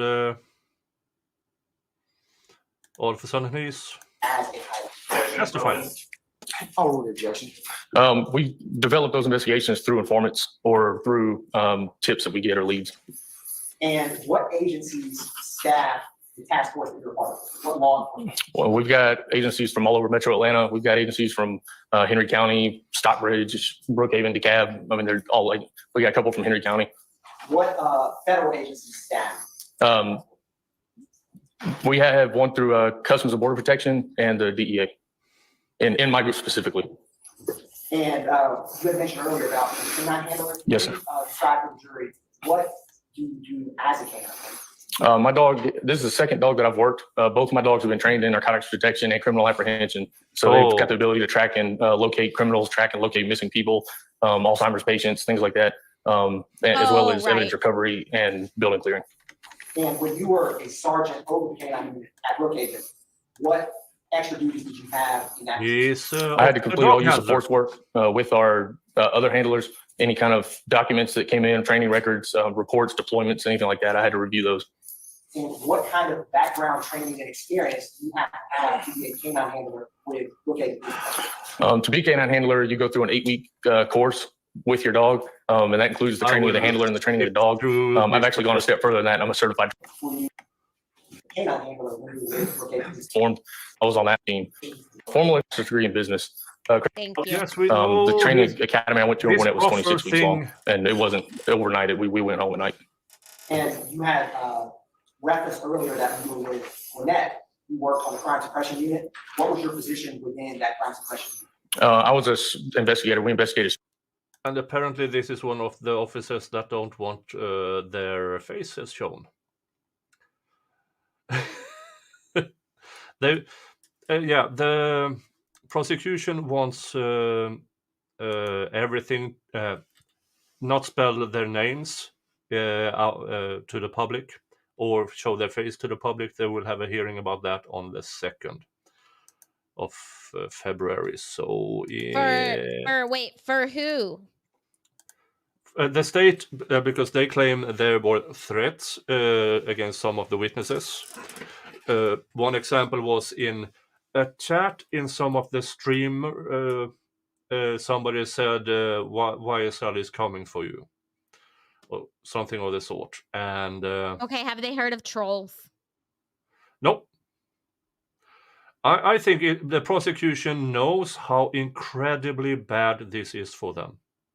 So they want to limit the video or live stream. And I mean, if I had this week of a case and did so bad with the limited things they have, I wouldn't want anybody filming me doing it either. I mean, this is so bad. So they're trying to get the cameras out of the courtroom? Either cameras out of the courtroom, or as an alternative, don't film the witnesses. So just stay on Jeffrey the whole time. Yeah. Okay. Street level That would crimes. be more entertaining. And when you worked the highway interdiction unit with Gwinnett PD, what was your position with that? Interdiction officer. We worked narcotic smuggling up and down the interstate. And what is an interdiction officer? We're trained to detect narcotics trafficking. A lot of officers will stop a car and they'll write their ticket and they're done. But we're trained to talk to passengers, talk to drivers and take those stops one step further. Any misconceptions, any stories or eye contact, things like that would take those stops to the next level. You just described what an interdiction officer is. What is interdiction? Interdiction is the stopping of the narcotics moving throughout the area. In your line. Are you He's getting so suggesting? sleepy. Yeah. Are you suggesting I should make hand puppets of black people to reenact this? No, that might be bad. No. That could go terribly, terribly wrong if me, the whitest person on the planet, starts playing with black hand puppets. I am not in.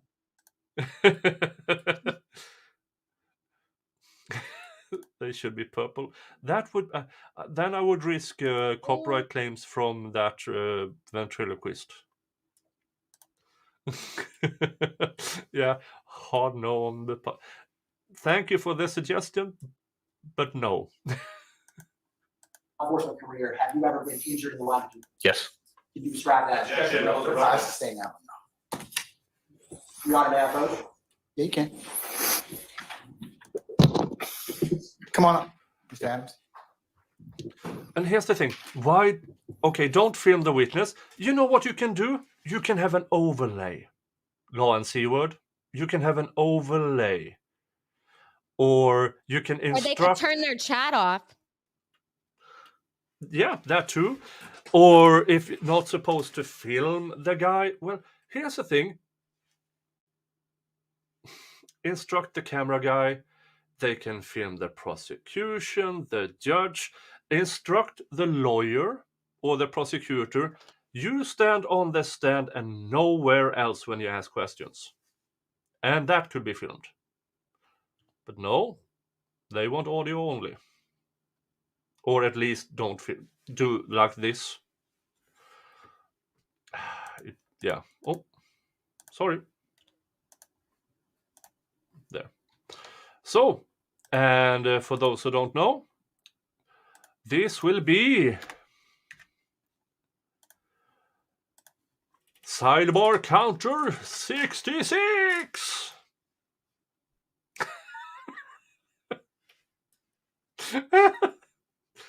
66 sidebars on day 22. That's 3 a day on average. Young Thug is so tired. He's like, I want to take a nap. Yeah. So bored. Yeah.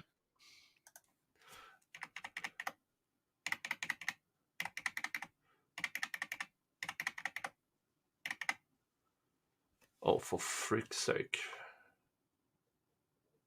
Jesus. Oh. Drug interdiction. As a Highland Task Force officer, and Sergeant of the K-9 Unit Brookhaven, what cases do you mainly work? And It this was between the during two, the it was mainly proffer? narcotics.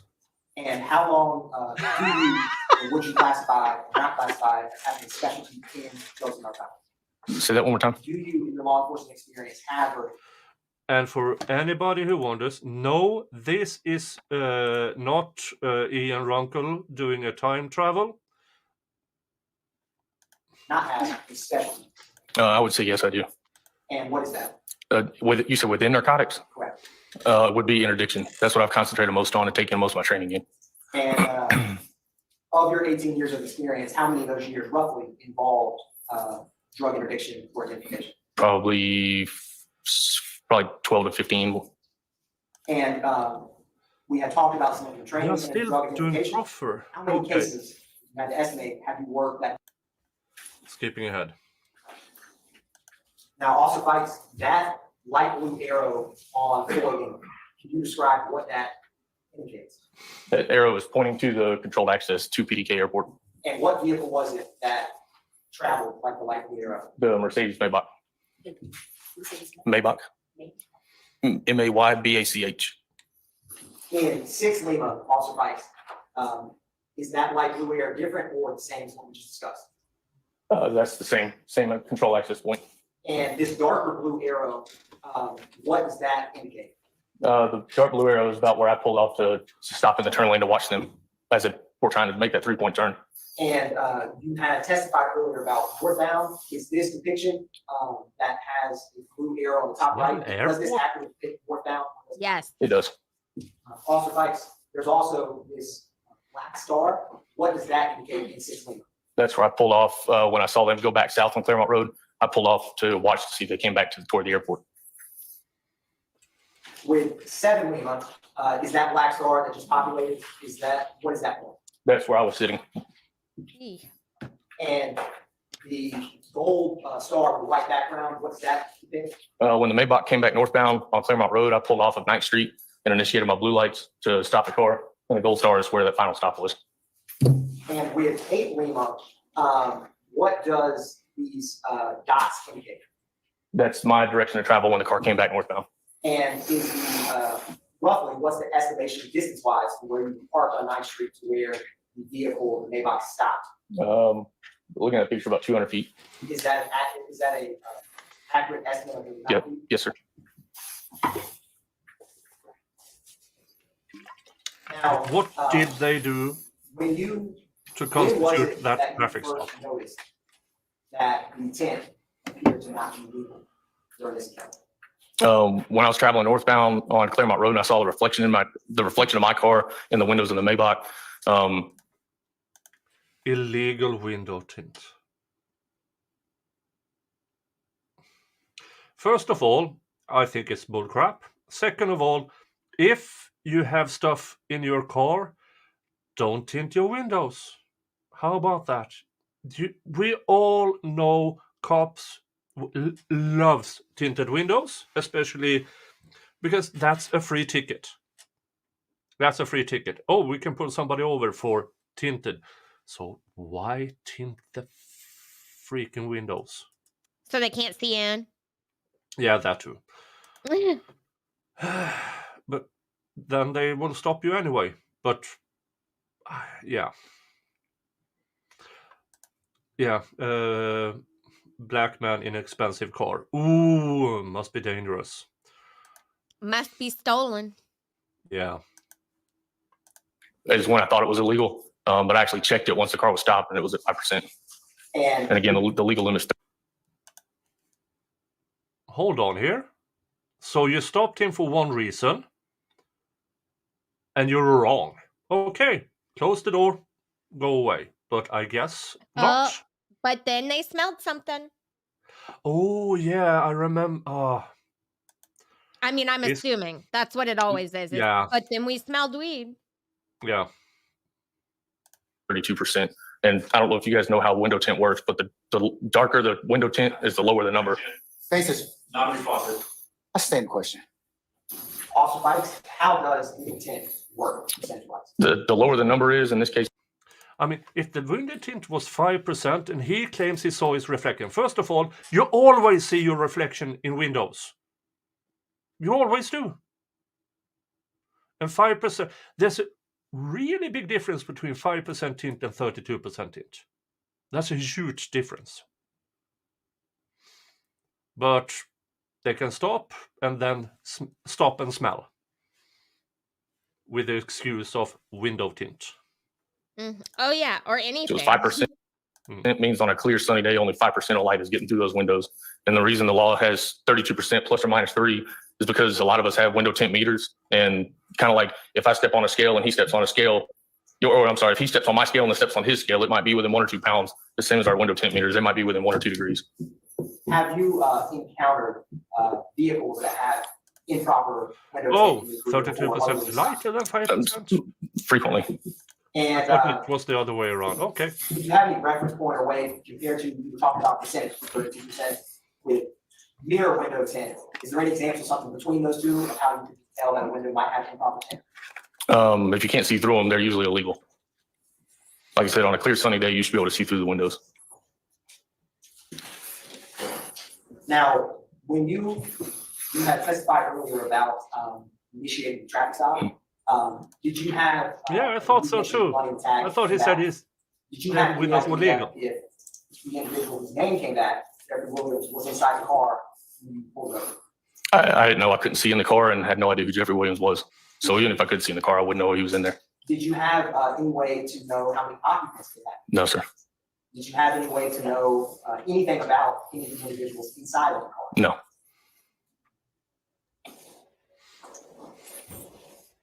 Did you have any knowledge about the race, ethnicity, or gender of individuals inside the car? No, sir. And you had mentioned earlier that vehicle did 3-point turn. What is a 3-point turn? And I don't know if you can put that picture back. I don't remember which one it was.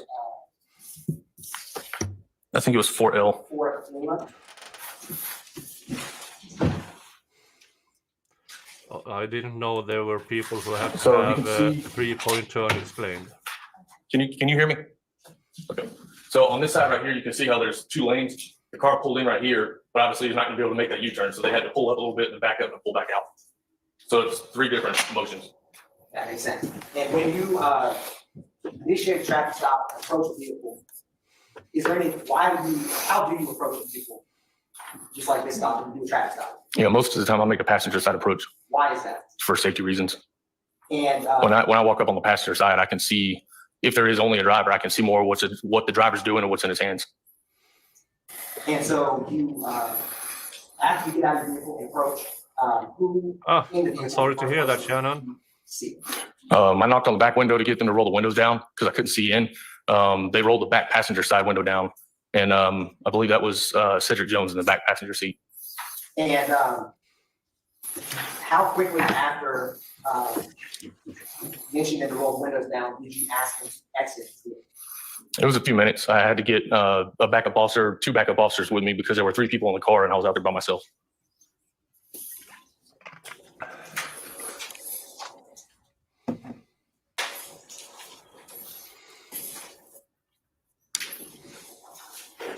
And when you ran the vehicle, did it indicate if Jeffrey Williams, the vehicle was registered to, was a senior, junior, or third? I don't remember. It was 6 years ago. I don't remember what the NCIC said. Understood.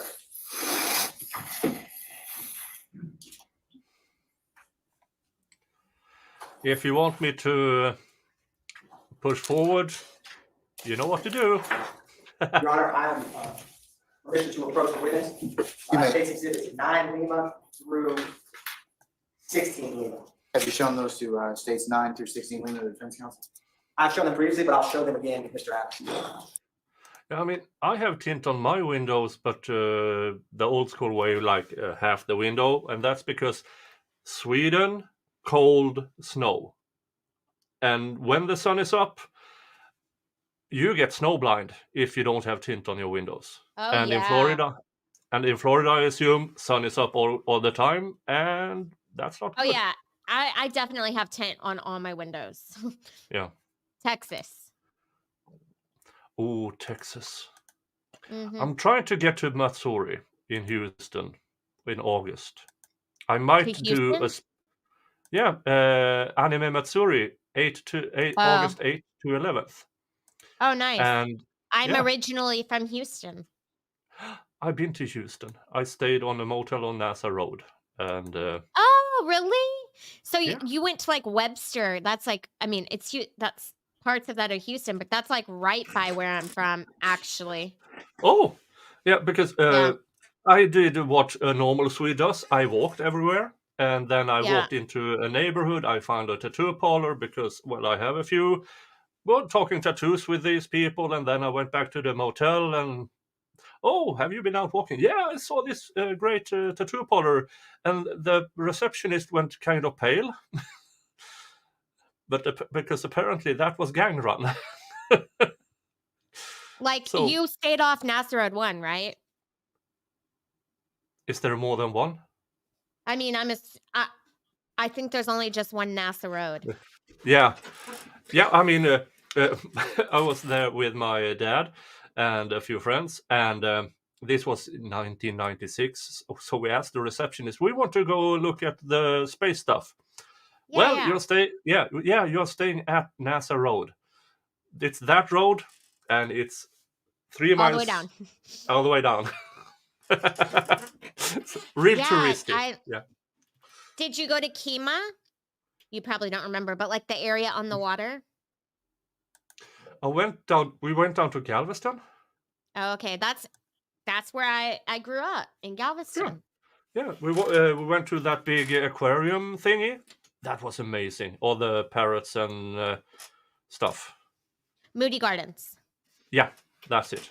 Yeah. My house was across from Moody Gardens, like across Oh, the stoplight from Moody Gardens. Ah, and this was in Crazy. 1996. Were you born then? Yeah, you were. Yeah, I was born in 84, but I think I had Oh, already moved to like the NASA Road 1 area, Friendswood mm, area by 96, mm, probably. yeah. And then we went to. Well, we were only there for a week, so we only did the touristy stuff, visiting the space center, and then we went into the big mall where they have the hockey rink in the middle. And Galleria. I used to ice skate at the Galleria. oh, In 96, I was ice skating in the Galleria. oh, oh, we were there in Cute. April, and that's when I found out why uh, uh, South Americans like light beer. Light beer? Because, yeah, I mean, because it's more thirst than taste. Yes. Yeah, and it's so And it's hot, you hot. need to have it cold. Yeah, and that was in Yeah. April, and it was really, really warm. And now I'm trying to get back to Houston in August. Nice. You have to tell me if you come. Yeah, somewhere around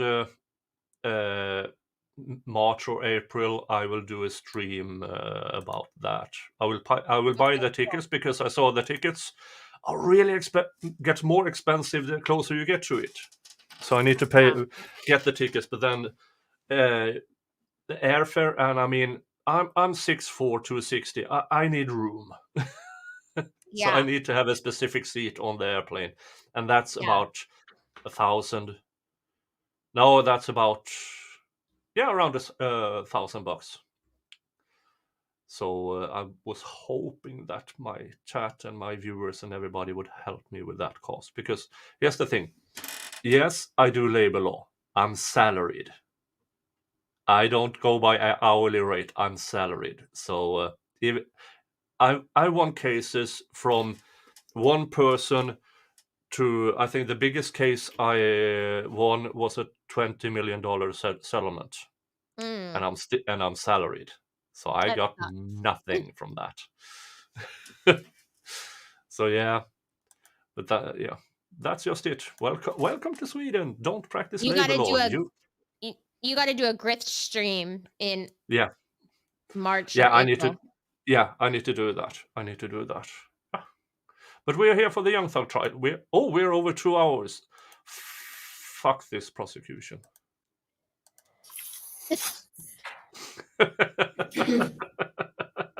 Yeah.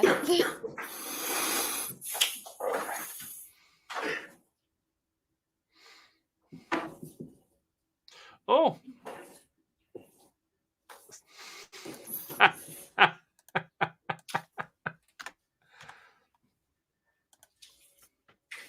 Sidebar counter 67.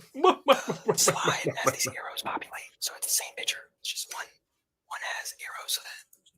And the What the- and hot mic again. What the fuck was Yeah. Correct. Like to approach on? All right, come on up. He does, Mustang. He's like a very famous attorney. Oh, Steele. Yeah. No, the other Boy. one, the guy with the long tail, it's like Harvey or Yeah. Henry He has or Harvey. He has a rule named after him. It's the Harvey rule. And he's been around. Oh, he's been around for a long while. That's the dude who argued against the Georgia gun laws, claiming it has no historical something that all the gun charges in this case should be thrown out because Georgia gun laws has no statutes to rely on. That was an interesting stream. And he did this in this trial. yeah, he's good. Yeah. And I think that he is the only lawyer the judge haven't yelled at so far. Right. I think he's afraid. Mm.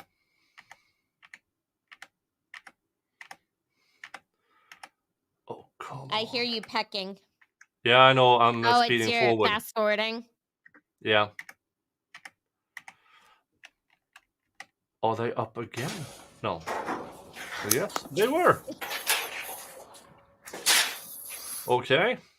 That brings us to All right. Pursuant to our conversations, Sidebar 68. are you showing the witness states? What are you showing the witness right now? Your Honor, I'm going to approach the witness in court minutes with 9 Lima through 13 Lima Alpha. Okay. Counsel does that. Let me add to my objection, my previous objection, that's approved. All right. Overruled, sir. Thank you. And Your Honor, All right, and I'm just what I'll do since we had a conversation in terms of 12 Lima, 12 Lima and 13 Lima. Any objection, Mr. Adams? That otherwise you have made already? I don't believe you had. All right, so 12 Lima and 12.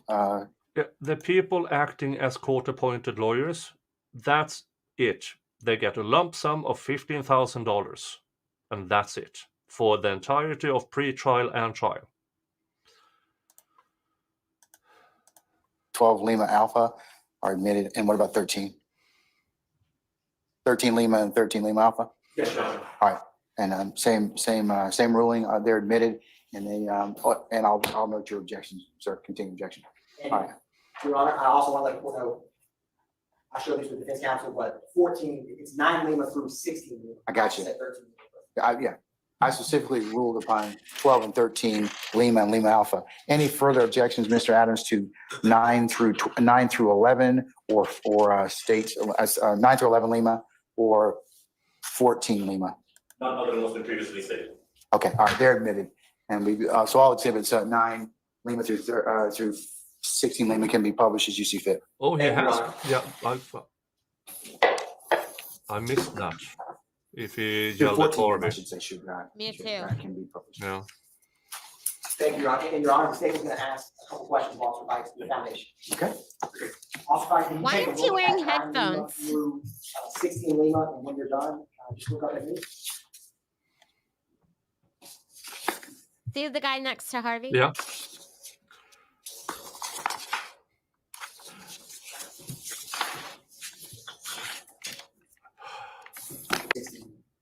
These are pictures of the contraband that were seized from the Maybach and pictures of the Maybach itself and the 3 subjects that were occupying the car. And how do you recognize them? Because there are pictures that were taken that night. And are they fair and accurate depiction of this scene? Yes. Now, the state moves to admit State's Exhibits 9 through 16. Yeah. Also, 7 or 8 year old case where everybody involved. Yeah, that case was over and done with. But it's an underlying act under the RICO Act. Any further objection other than the objections that have been noted, Mr. Adams? Nothing new, just something to do with previous All right, 9 through 16 Lima Yeah, and they Lima Alpha found can be admitted. guns, And maybe drugs, publish as and you see cash. fit, if we continue objection. Thank you, Your Honor. Officer But Price, don't after you taint saw your the windows. Maybach Not return legal to the advice. restricted area, why did you not immediately relight it at that point? Because I was still getting returns on the license plate. And until I find out that if a car's stolen or wanted in, a crime or something, I don't stop it. Publishing State's Exhibit 9 Lima.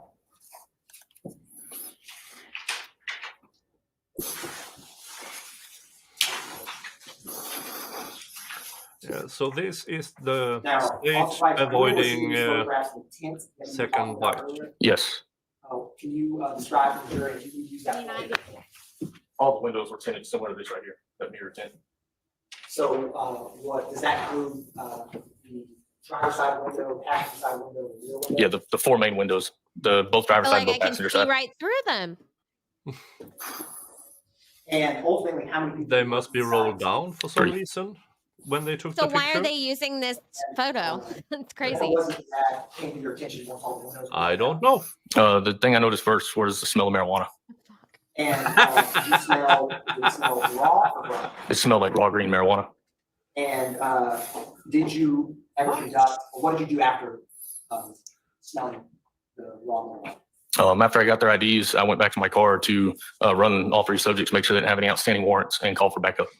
And can you describe what is the difference between raw and burnt marijuana in terms of how you can identify it? Yeah. Sure. We smelled It's the same raw substance marijuana. that has 2 different smells, similar to popcorn. Butter popcorn smells the one way. most If you burn amazing popcorn, it's the same noises substance, but it that just has 2 can different odors. Differ from dried marijuana and raw marijuana. Who was, can you describe, or I'm gonna use published State's Exhibit, 10 Lima. Oh, wait. Yeah, you can see the window here. You can see into this. Shut the up. There's no way that's only part way down because I see straight through them. Yeah, but you have the window, I think. No, that's the other car door. Yeah, there's no way. I think it's this back little triangle of a window, that teeny Yeah. tiny. That's what we're supposed to be looking at. But like, that's really not a very good I don't think that. representation. Yeah, because I don't. If I remember I correct, see I don't know the about Georgia. Hennessy. Yeah, I don't know about Georgia, but I do know in most states that you can't tint the front and passenger the front window and the driver and passenger window too much, but the rest are okay You can in some black them states. out. At least in Texas, you can. Yeah.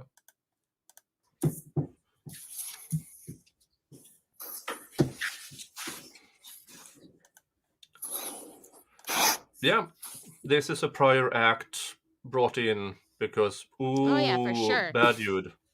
But it's allowed as it's not a charge, it's an underlying act under the RICO Act.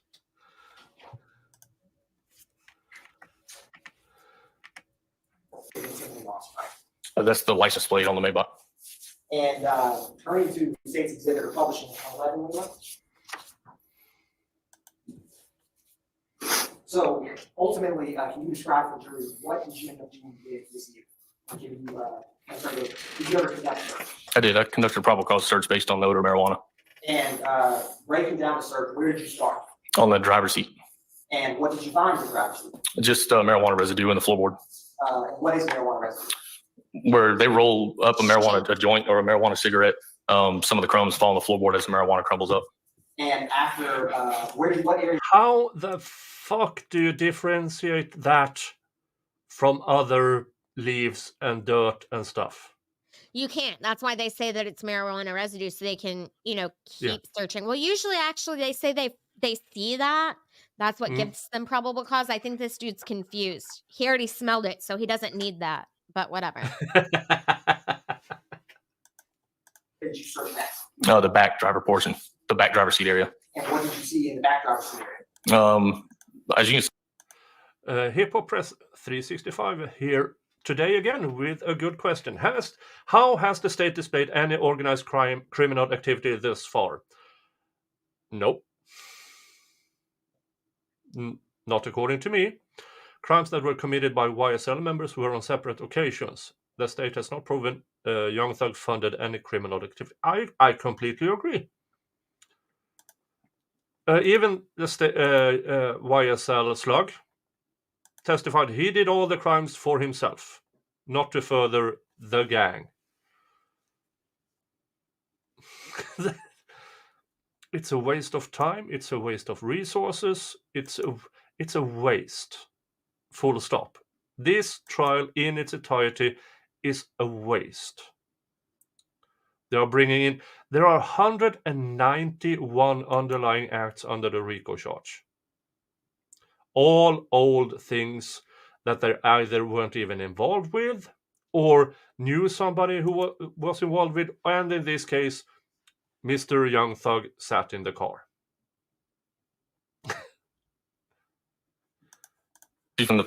As you can see from the photo, there's a bunch of what appears to be clothes in the floorboard, and there's a red and black bag on the back seat, and there's a black bag in the floorboard.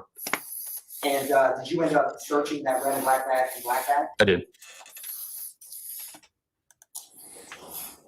My question would be more or less, Using or publishing which statements of as well, these you know?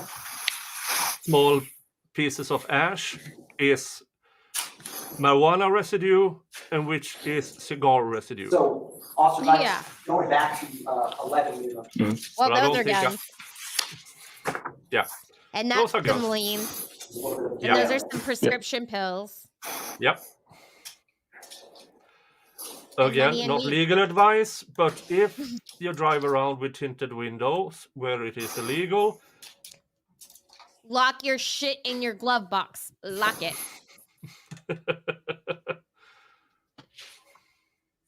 have a Wunderbaum hanging from the rear view mirror with pine scent.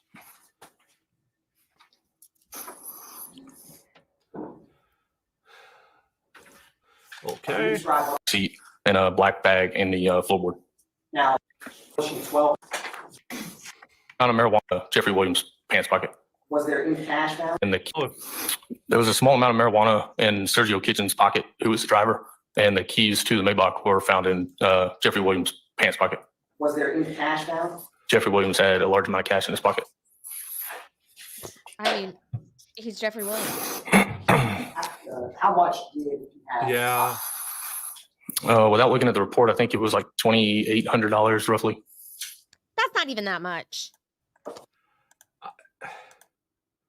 For a guy of his stature, having, I mean, Just as a criminal defense attorney, we get paid in cash all the time. Like that would not be super unusual. Like, you I know, mean, to have that amount of money on $2,800. you. That's, if you go by today's standards, if you make $20 an hour, that's 120 hours of work. But this is Jeffrey Williams, Young He Thug. makes a lot more than $20 an hour. Yeah. And some of us likes to pay with cash. And I still do it, even though Sweden is mostly a credit card thingy kind of society. I still enjoy paying with cash because I like the feel of cash. And I have a farm. And sometimes when you trade or sell between farms, you pay with cash. And of course, if you're here from the Swedish government, of course I pay tax on that. I'd have to look at the reports to be exact. Thank you. I just got that. Just stop sharing.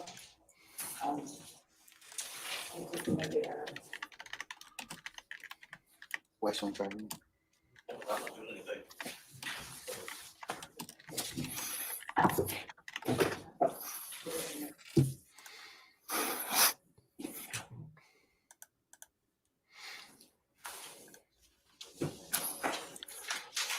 And another pause because this freaking prosecutor isn't prepared.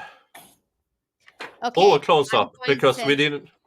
A close up because it wasn't obvious before. Oh yeah, let's get it closer. Okay, I'm gonna go and get my little girl now though. But thank you so much for having me on. Thank Fun you for being times. here. Everybody, Yeah. go subscribe to Legally Live. She has content Yeah. out. She's good. She needs the subscribers. She's good for it. Yes. I promise. Okay. Do that thank after you. this stream. Thank you for being Yeah. here. Don't leave. All right. Yeah, don't leave. Bye. Bye. All right. Oh, Okay. Can you, are you able to see? it's good to have company when things are this. There's boring. in this armrest, it pulls down between the driver's side and passenger side. When you pull that armrest down, there's a concealed compartment. That's a factory compartment. I'm just speeding ahead. In the back seat compartment, in the factory compartment was the marijuana, the jar of marijuana, and the 2 bottles of codeine. And then it's a break. And they are back with more pictures. Or, yeah, break. Pictures again. Cross-examination of this cop. That is usually more entertaining. Stance what is being said to ensure that they do not violate prohibitions against one hearsay and anything else that the court has. And here the prosecution goes again, trying to limit what the defense is going to ask for. They have done this before. Well, once, about a week ago, the prosecution wanted to see the defense questions beforehand. That wasn't allowed. So we're doing that. Sanitized version, just let me know. Just notify the state of items that I may introduce during cross-examination. There are items from body cam videos that have been served upon us by the state, so they're actually in state possession. What I've done is, courtesy, I've identified exactly where the conversations take place. That I expect to get into. So they're now on notice that we're fine. Yes, sir. Okay. And they're also part and parcel of a hearing that had previously involved officers and not suffice. They're already transcript of this has already been introduced now. Okay. Thank you, sir. All right, Sergeant Ingram, summon our jurors for us, please.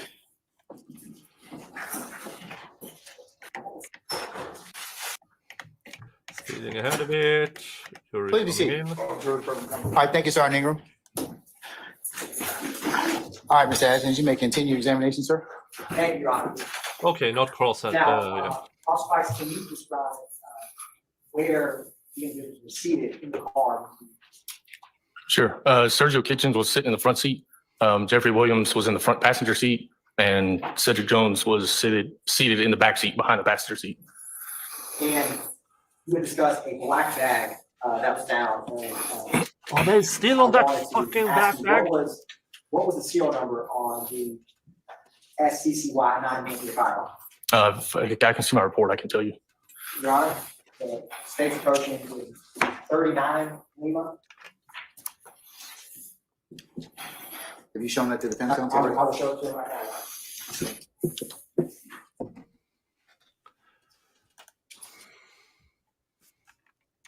Yeah, skipping to cross. Officer Price, I'm handing you 39 Lima. Please look at that document and if you're All three are overruled, sir. I'll note for. with background trainer experience. that allows Okay, you to recognize pictures of them on the ground. 31 FN57 bulletin. And, is it, I think this is 40.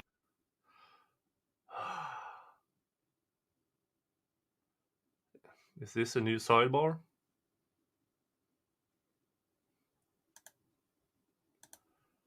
Yeah, that's a new sidebar. And I know you will like that number.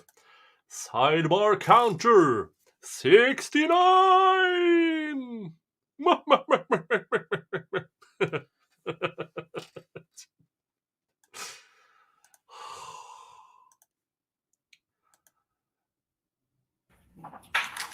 And they're back.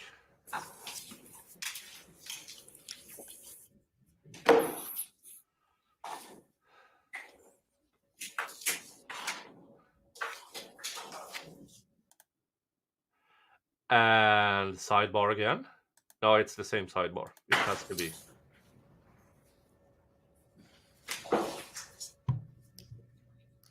Your Honor, the state has previously labeled a report to refresh my recollection as 39 Lima, but also there's a photograph also listed as 39 Lima, so the state is going to correct the report on the record and make that 39 Lima R for the report.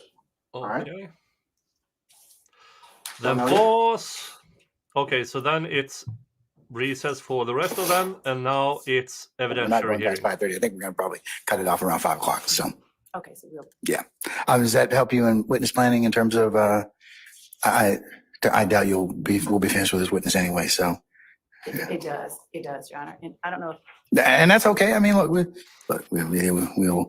take it as it comes. So, all right. And Your Honor, if all counsel for defendants are here, I did on the break email to counsel for the defendants and to your honorable court and Mr. Kearns, the case law regarding that rule, the best evidence rule in chattels. I've already ruled, Miss Love. I don't know why you even said that to me. I mean, that was 10 minutes of your life that you can't get back. Thank you, Judge. But I appreciate it. Okay.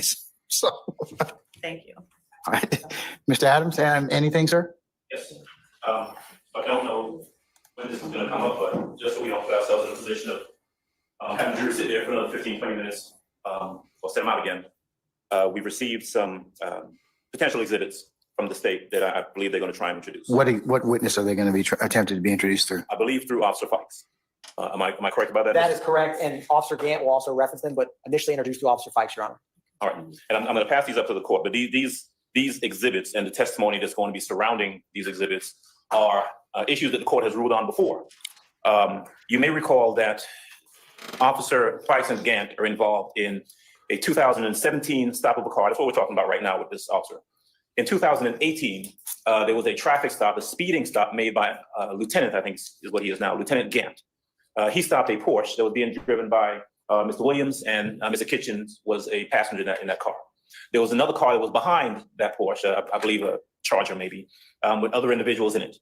That car was stopped as well. And you might recall this fact pattern. Mr. Williams ultimately was released with a speeding ticket.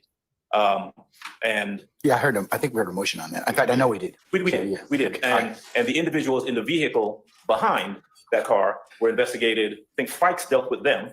Gant dealt with primarily Mr. Williams and Mr. Kitchens. There's some weapons and some drugs and some guns and some money that's found in that car, the second car, the Charger, where there is no connection shown to Mr. Williams, other than that the cars appear to have been traveling one behind the other. That's been the allegation all along. Right, and I think the state referenced that, or an officer referenced that before Mr. Williams left, because he was allowed to leave after he got his speeding ticket, he asked what's. So the state is trying to introduce something from a car that traveled behind Mr. William. That's stupid. If they couldn't connect it back then, why would they be allowed to connect it now? Just because this is so stupid. What's happened to the people in that car, and the response was something along the lines of, we found some marijuana, so we're going to deal with that. You can go on your way. Okay. He leaves and he goes on his I remember all that. Right.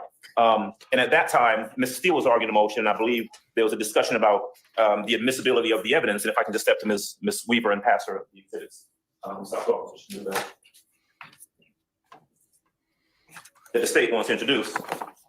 Those are pictures of the items that were found in the second car. Those are the items that Mr. Steele argued and asked the court to keep out, that they're not relevant to the charges either against the speeding ticket against Mr. Williams, or for that matter, this case. There's no connection to either one. And Your Honor indicated, and I don't have a copy of the order in front of me, but Your Honor indicated that you would keep those out. Those would be kept out unless the state were able to show some kind of connection between those items and Mr. Williams.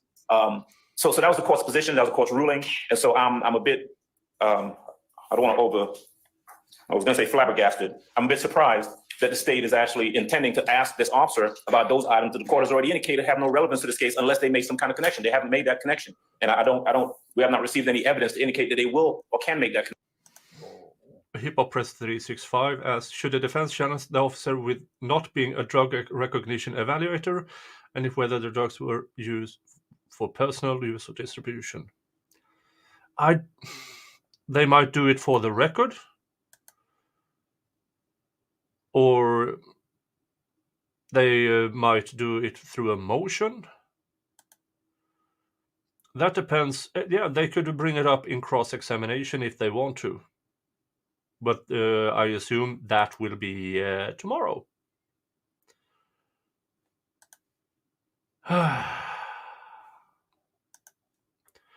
But as the defense lawyer just said it, they just want to introduce these as evidence. They, according to the defense lawyer, have yet to produce any connection between Mr. Williams and the car that happened to travel behind him. But they still want it in. So I'm asking you to enforce the ruling that you made previously. Well, I hadn't ruled on it yet, Mr. Adams. Thank you for refreshing my recollection and memory as to that particular motion. What I have for purposes of just our academic discussion are labeled 1X, 2X, 3X, 4X, and 5X. So were these the items that were taken from the first vehicle involving Mr. Williams, or the second vehicle that was the second vehicle? Your Honor, these are that from was eventually stopped. The second vehicle. All right. Okay. So May I respond, Your Honor? okay. What's the nexus of those two? Because from the defense's position, I think we had this issue to begin with, is that clearly anything that was. Thank you to Slidey Pie over at Rumble for your $2 Rumble rant. Says, as I watch this is kind of confusing. I wonder if the jury thinks the same. Yeah, I mean, this entire trial, for me, I don't understand how this even got to trial.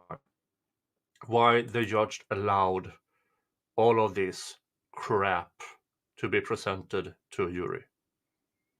But I do think that has to do with the Georgia RICO-act being so broad and so vague that almost anything can be allowed in. Almost.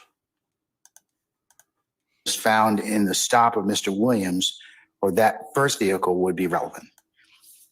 These guns and money and that are purported to be shown through 1X through 5X, what's the nexus of or relevance of their admissibility?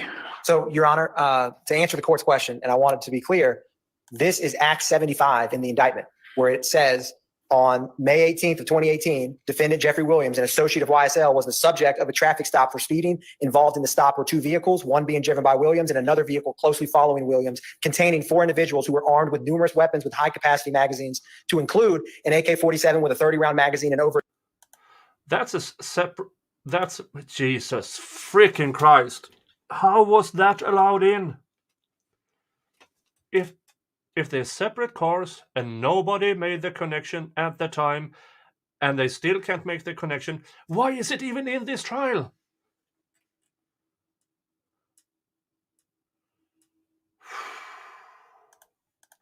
Back and furtherance of the conspiracy. And Your Honor, I think this is very important, because when we were discussing whether the Arkillian Bennett Act could be admitted as an intrinsic. I'm sorry to interrupt you. Which act is it? Act 75 in the indictment, Your Honor. 75? Page 34. Okay, 75? Yes, Your Honor. If that's the entire basis for that charge, it should be thrown out. I'm letting. All right, okay, go ahead.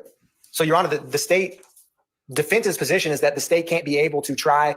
This is all for argument at closing argument. If they feel like the state doesn't create a nexus with Jeffrey Williams, or does create, they can argue that at closing. The state, in any case, until all the evidence is complete, has to prove beyond a reasonable doubt all of the cases in indictment. In this case, this is an overt act in count 1, the RICO conspiracy. So this is not. But it still needs to be an actual evidence. You can't throw everything at the wall just because you want to. Oh, for fuck's sake. This is an overt act that the state is putting forth evidence to present to the court for the jury. And so the defense wants the state to be precluded from introducing evidence that is in the indictment that was presented to the grand jury, and the state has, and it's weight, not admissibility, Your Honor. They may feel that the state's evidence is weak, the state's evidence is not existent, or they may think the evidence is strong, but will argue against it otherwise. But that's all for them to decide as advocates and to argue to the jury. The jury has to decide whether the evidence that the state presents is sufficient or insufficient to the standards and the law instructed by this court when they are deliberating, determining if overt acts have been admitted or completed by what the state alleged in this indictment. And if the overt acts go to prove count one, that is all within the purview of the jury.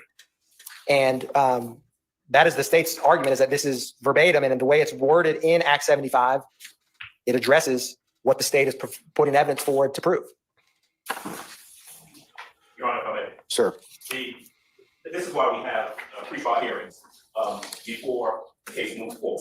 We have a pre-trial hearing on this, and the court has the ability to make a determination that there is evidence that is relevant or not relevant, or admissible or not admissible, for a variety of different reasons.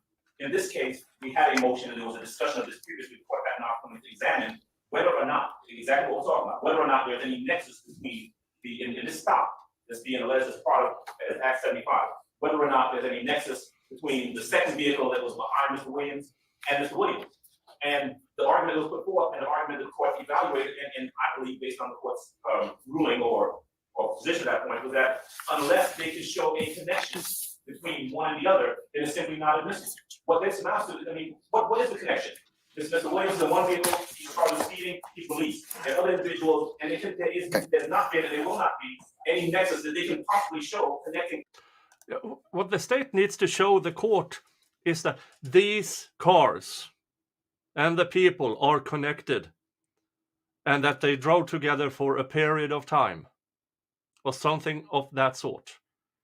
But if they have no evidence of it, it shouldn't even be this is what I'm saying, throw spaghetti at a non-stick wall. They say, because we put it in the RICO charge as an underlying act, we should be allowed to present it to the jury. No, that is not how it is supposed to be. If you want to present evidence against the defendants, you need to connect it to them, at least on a basic level. But apparently they can't do it. Anything in that second vehicle to Mr. Williams, what are they going to? They're going to say, well, he said, what's happened to those people over there? That's the nexus. That means that they're involved in sort of criminal activity. It's simply not there. And this is not a new issue. We've discussed this before. I understand that. I think I defer ruling on it to, in fact, I know I defer ruling on it to hear more about it, and I'd make a ruling once I've heard it, He does this all the time, this judge. He pushes it forward, and then he will get mad when it's acute, when it's absolutely the last second. Then he will get mad that this wasn't brought up sooner or something of the sort. Yeah, I know. It happens all the time. The defense actively tries, and they did this in pre-trial as well. And the judge kept moving it forward, pushing it forward, deferring it forward. I was in a position to do so. That's why I deferred ruling on that point in time. But yes, Mr. Atkins. Yeah, Your Honor, the state feels that absent a general or special demur, which this court has heard, this is like saying that the state presents a case of murder to the grand jury, and a defense attorney comes up and says the state shouldn't be able to they need to articulate to the court why we have to present evidence of an armed robbery, of a murder, any charge.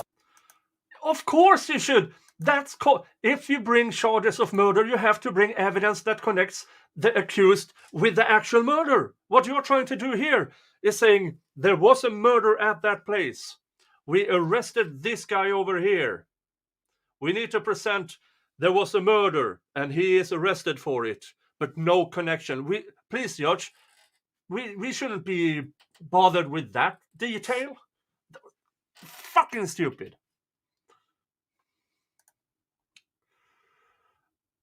It's definitely an appellate issue. definitely. But there must be thousands of appellate issues at this time.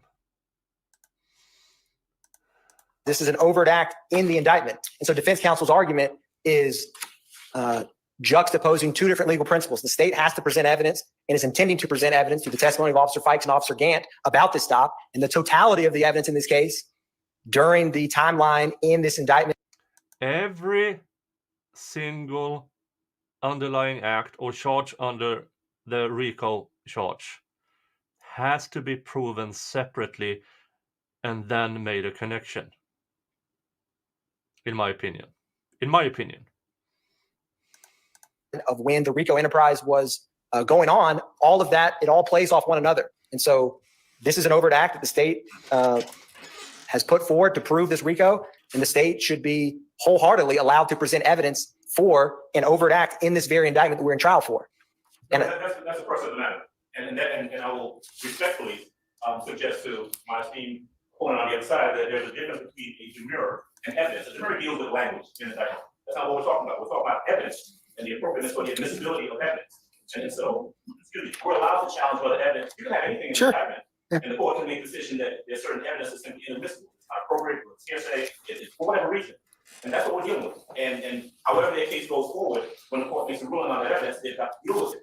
But the central issue here is whether or not the court deferred, but for them to maybe make a showing that there's some connection. So the question I would have is, well, what is it showing? What is the new evidence? What is something new that they can present to the court that shows that there's some connection between the items found in the car that is not connected to Jeffrey Williams and Jeffrey Williams? Okay. Sir, anything else? Your Honor, the state's position is that, and defense counsel has referenced the court ruling. I don't know if there's a copy or I haven't ruled yet. I deferred on the issue of whether or not I would admit anything that was found in the second vehicle until such time as I heard more evidence. So who's in the second? But if the evidence is only the cop testifying that we let them go with a speeding ticket and then we found this in the other car, that's not evidence towards Mr. Williams. You can't wait that long. Judge, you have to make a ruling on the facts presented to you. And these are the facts presented to you. That the cops on site let Mr. Williams go with the speeding tickets. Then they went for the other car and found stuff. There's no connection made. I remember that there were who were the four people supposedly in the second vehicle? Your Honor, I will get their names. They are not indicted co-defendants. Give me one. Oh, for fuck's sake.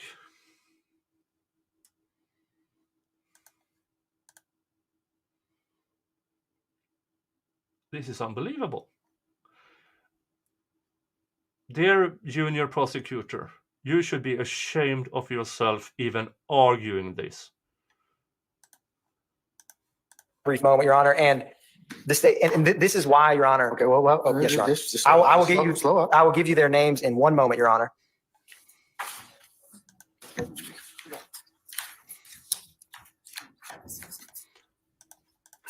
No, they weren't arriving at the same destination for the same purpose. It was a traffic stop. These two cars happened to travel one in front of the other. That's it. That's the only thing so far this prosecution says happened. That the cops pulled over two cars at one spot. Nothing at traveling together, arriving at the same, going at the same place or starting at the same place. It was a traffic stop where Mr. Williams got a speeding ticket and was left to go away.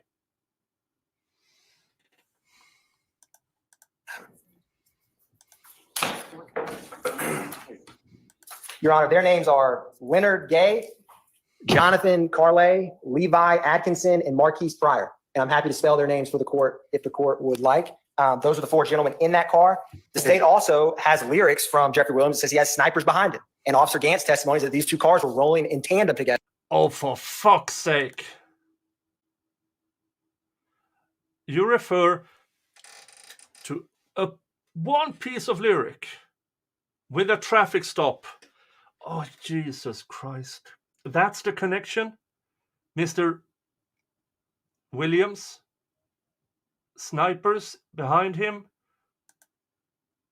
This is beyond stupid. Well, I already know this prosecution does have no shame. I already know that. They have no shame. I'm ashamed on their part. Because they have law degrees. I have a law degree. I'm ashamed for them. And there's statements made referencing the connection between them. And this is also roughly 6 months after Officer Fikes pulls over the Maybach vehicle that he's not complete testifying about. And it's the state's position and can make an argument, and defense can argue otherwise, that the defendant's actions in the way that he operates or navigates has changed. Now that in this 2018 stop, the high capacity magazines, the 30 round extended clips. You need to make.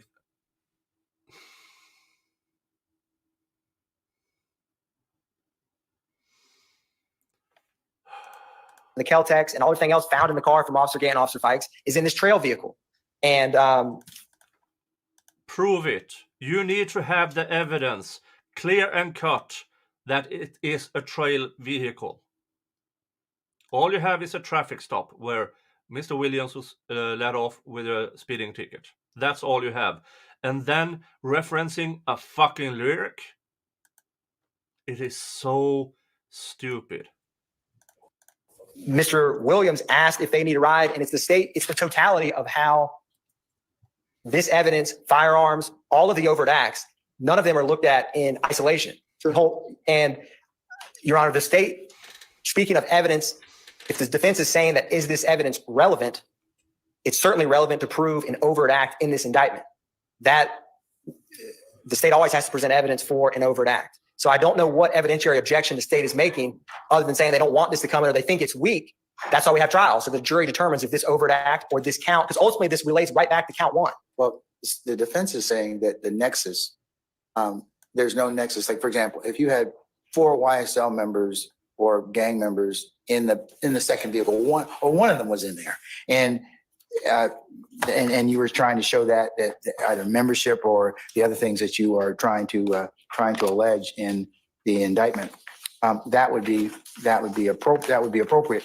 And the way it's charged as well is it's 4 individuals. So, which 4? That's why I was waiting to see which, or the nexus as to the 4 individuals, because just because 2 cars are traveling down the road at the same time doesn't necessarily make them tied to one another. So how are you, other than the fact that they're traveling together, there was no evidence or nothing, no statement saying, hey, other than Mr. Williams saying, what's going to happen to other people? That's the only thing I heard in the motion. Mr. Williams inquiring about what was going to happen to the other people in the second vehicle. Your Honor, in the facts as officer is the reason that this is very important, that this is an indicted overt act, is because it's all of the facts and circumstances. And that's why. Yeah, the judge is actively telling them, this is what you need to show me. And this is why I'm deferring it forward, to give you a chance to find something so I can allow it. And that is one of the reasons why it's always deferring forward. It is infuriating.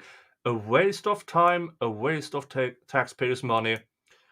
And meanwhile, every day this trial continues, between 4 and 8 defendants, 4 and 8 victims will not get their day in court. And this is what they are arguing.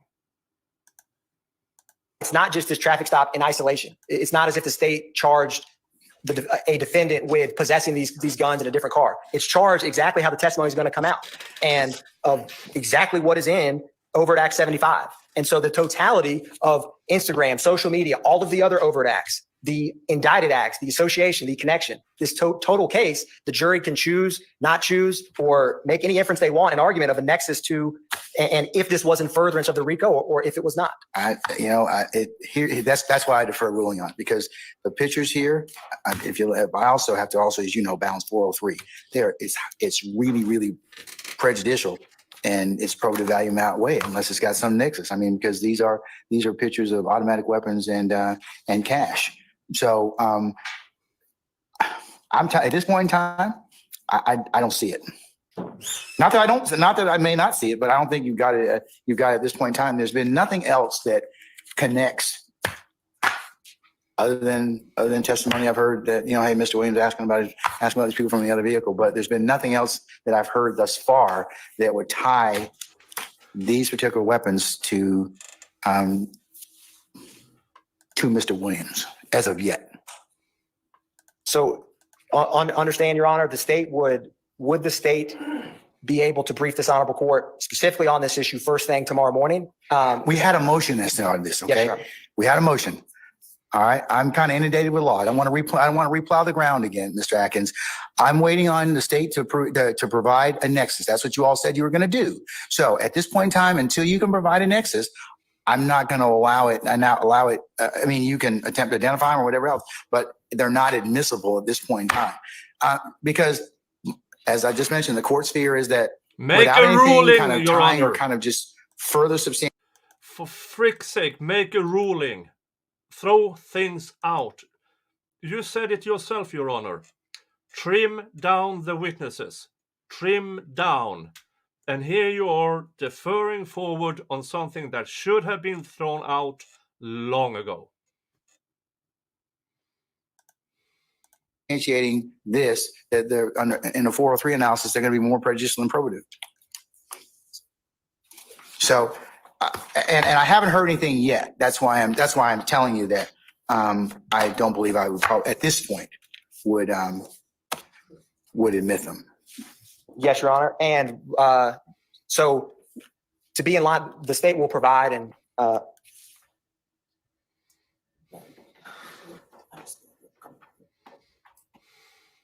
what I was going to say, Your Honor, is that with this court's ruling, essentially the state is precluded at this current moment until presents the court to satisfactory reason of the nexus from introducing any evidence on overt act 75 in this indictment through the testimony of Officer Gant or Officer Fikes. In terms of what's in the second vehicle. I mean, theoretically, you could. Yeah, what the judge means that at this moment, the prosecution is only allowed to tell about the traffic stop. That's it. No references to the second vehicle. But he's really trying to get the prosecution to understand and give them time.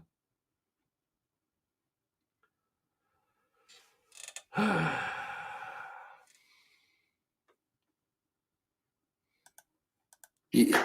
Oh, hold on there. Does it go to any other count? It's just count one, Your Honor, and overt act 75 that references this specific 2018 traffic stop with Officer Fikes and Officer Gant.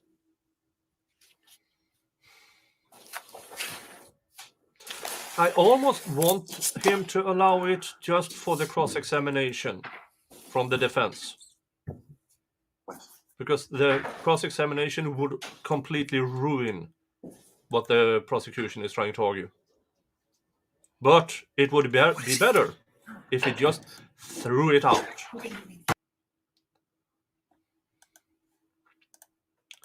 Oh yeah, I would assume there's something under the RICO-act that the prosecution can make them unindicted co-conspirators. And I assume that will happen. Because that's the prosecution in this case. I'm inclined to, I'll need to, of course, keep these copies for the record. This is 1X25X for the time being. Like I said, at this point, without anything more, I would not admit them at this point. Judge, make freaking ruling. Your Honor, in terms of witnesses availability at this current time, the state has just a few questions for Officer Fikes on the 2017 stop, and then the remainder of the questions and the next witness were all going, which is Officer Gant or Major Gant, was going to be about this 2018 stop over at Act 75. And so the state would, I mean, we are. Well, you can you can decide based upon what the court's told you. I mean, I think Ms. Love has a little bit more institutional knowledge than you do about this particular instance, and I think she argued it. But you can reorder your witnesses. That's fine. I don't have any issue with that. Yes, Your Honor. And in terms of witnesses availability, the state, after asking Officer Fikes the remaining questions about. How much longer do you have with Fikes then? If we're not discussing the 2018 stop, probably 5 minutes of direct.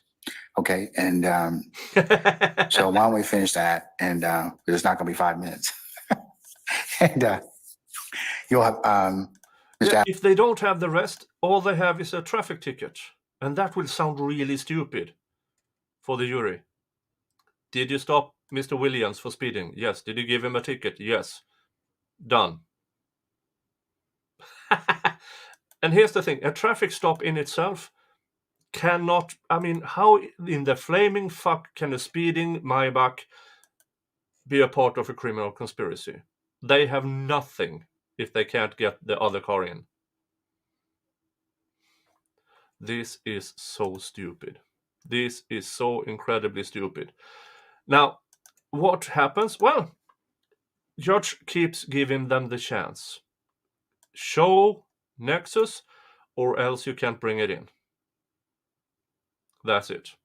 But I wouldn't be surprised if we learn tomorrow that the 4 people in that car will be unindicted co-conspirators.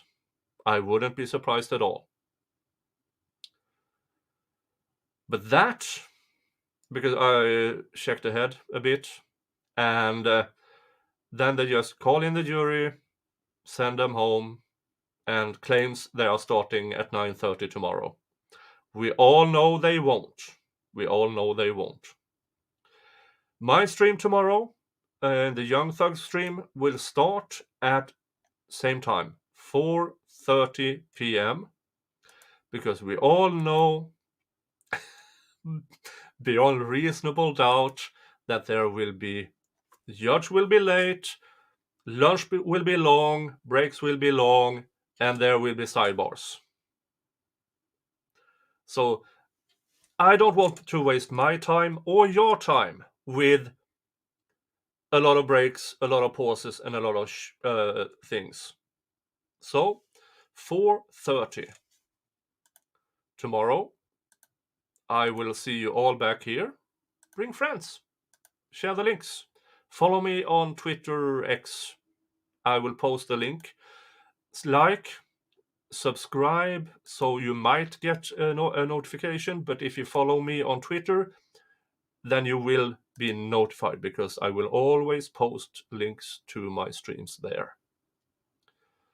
But until tomorrow, I will send you over to Mo. You will love, if you haven't seen Mo yet, you will like her. She is a feisty one, and she does random news that are either stupid or funny. And that could be a good palate cleanser for you all. All right? Meanwhile, thank you all for showing up. Hug your family. Unless your family's shit, then fuck them, and hug the people that deserves your affection. Thank you so much, everybody, and I will see you all tomorrow. Okay? Bye-bye.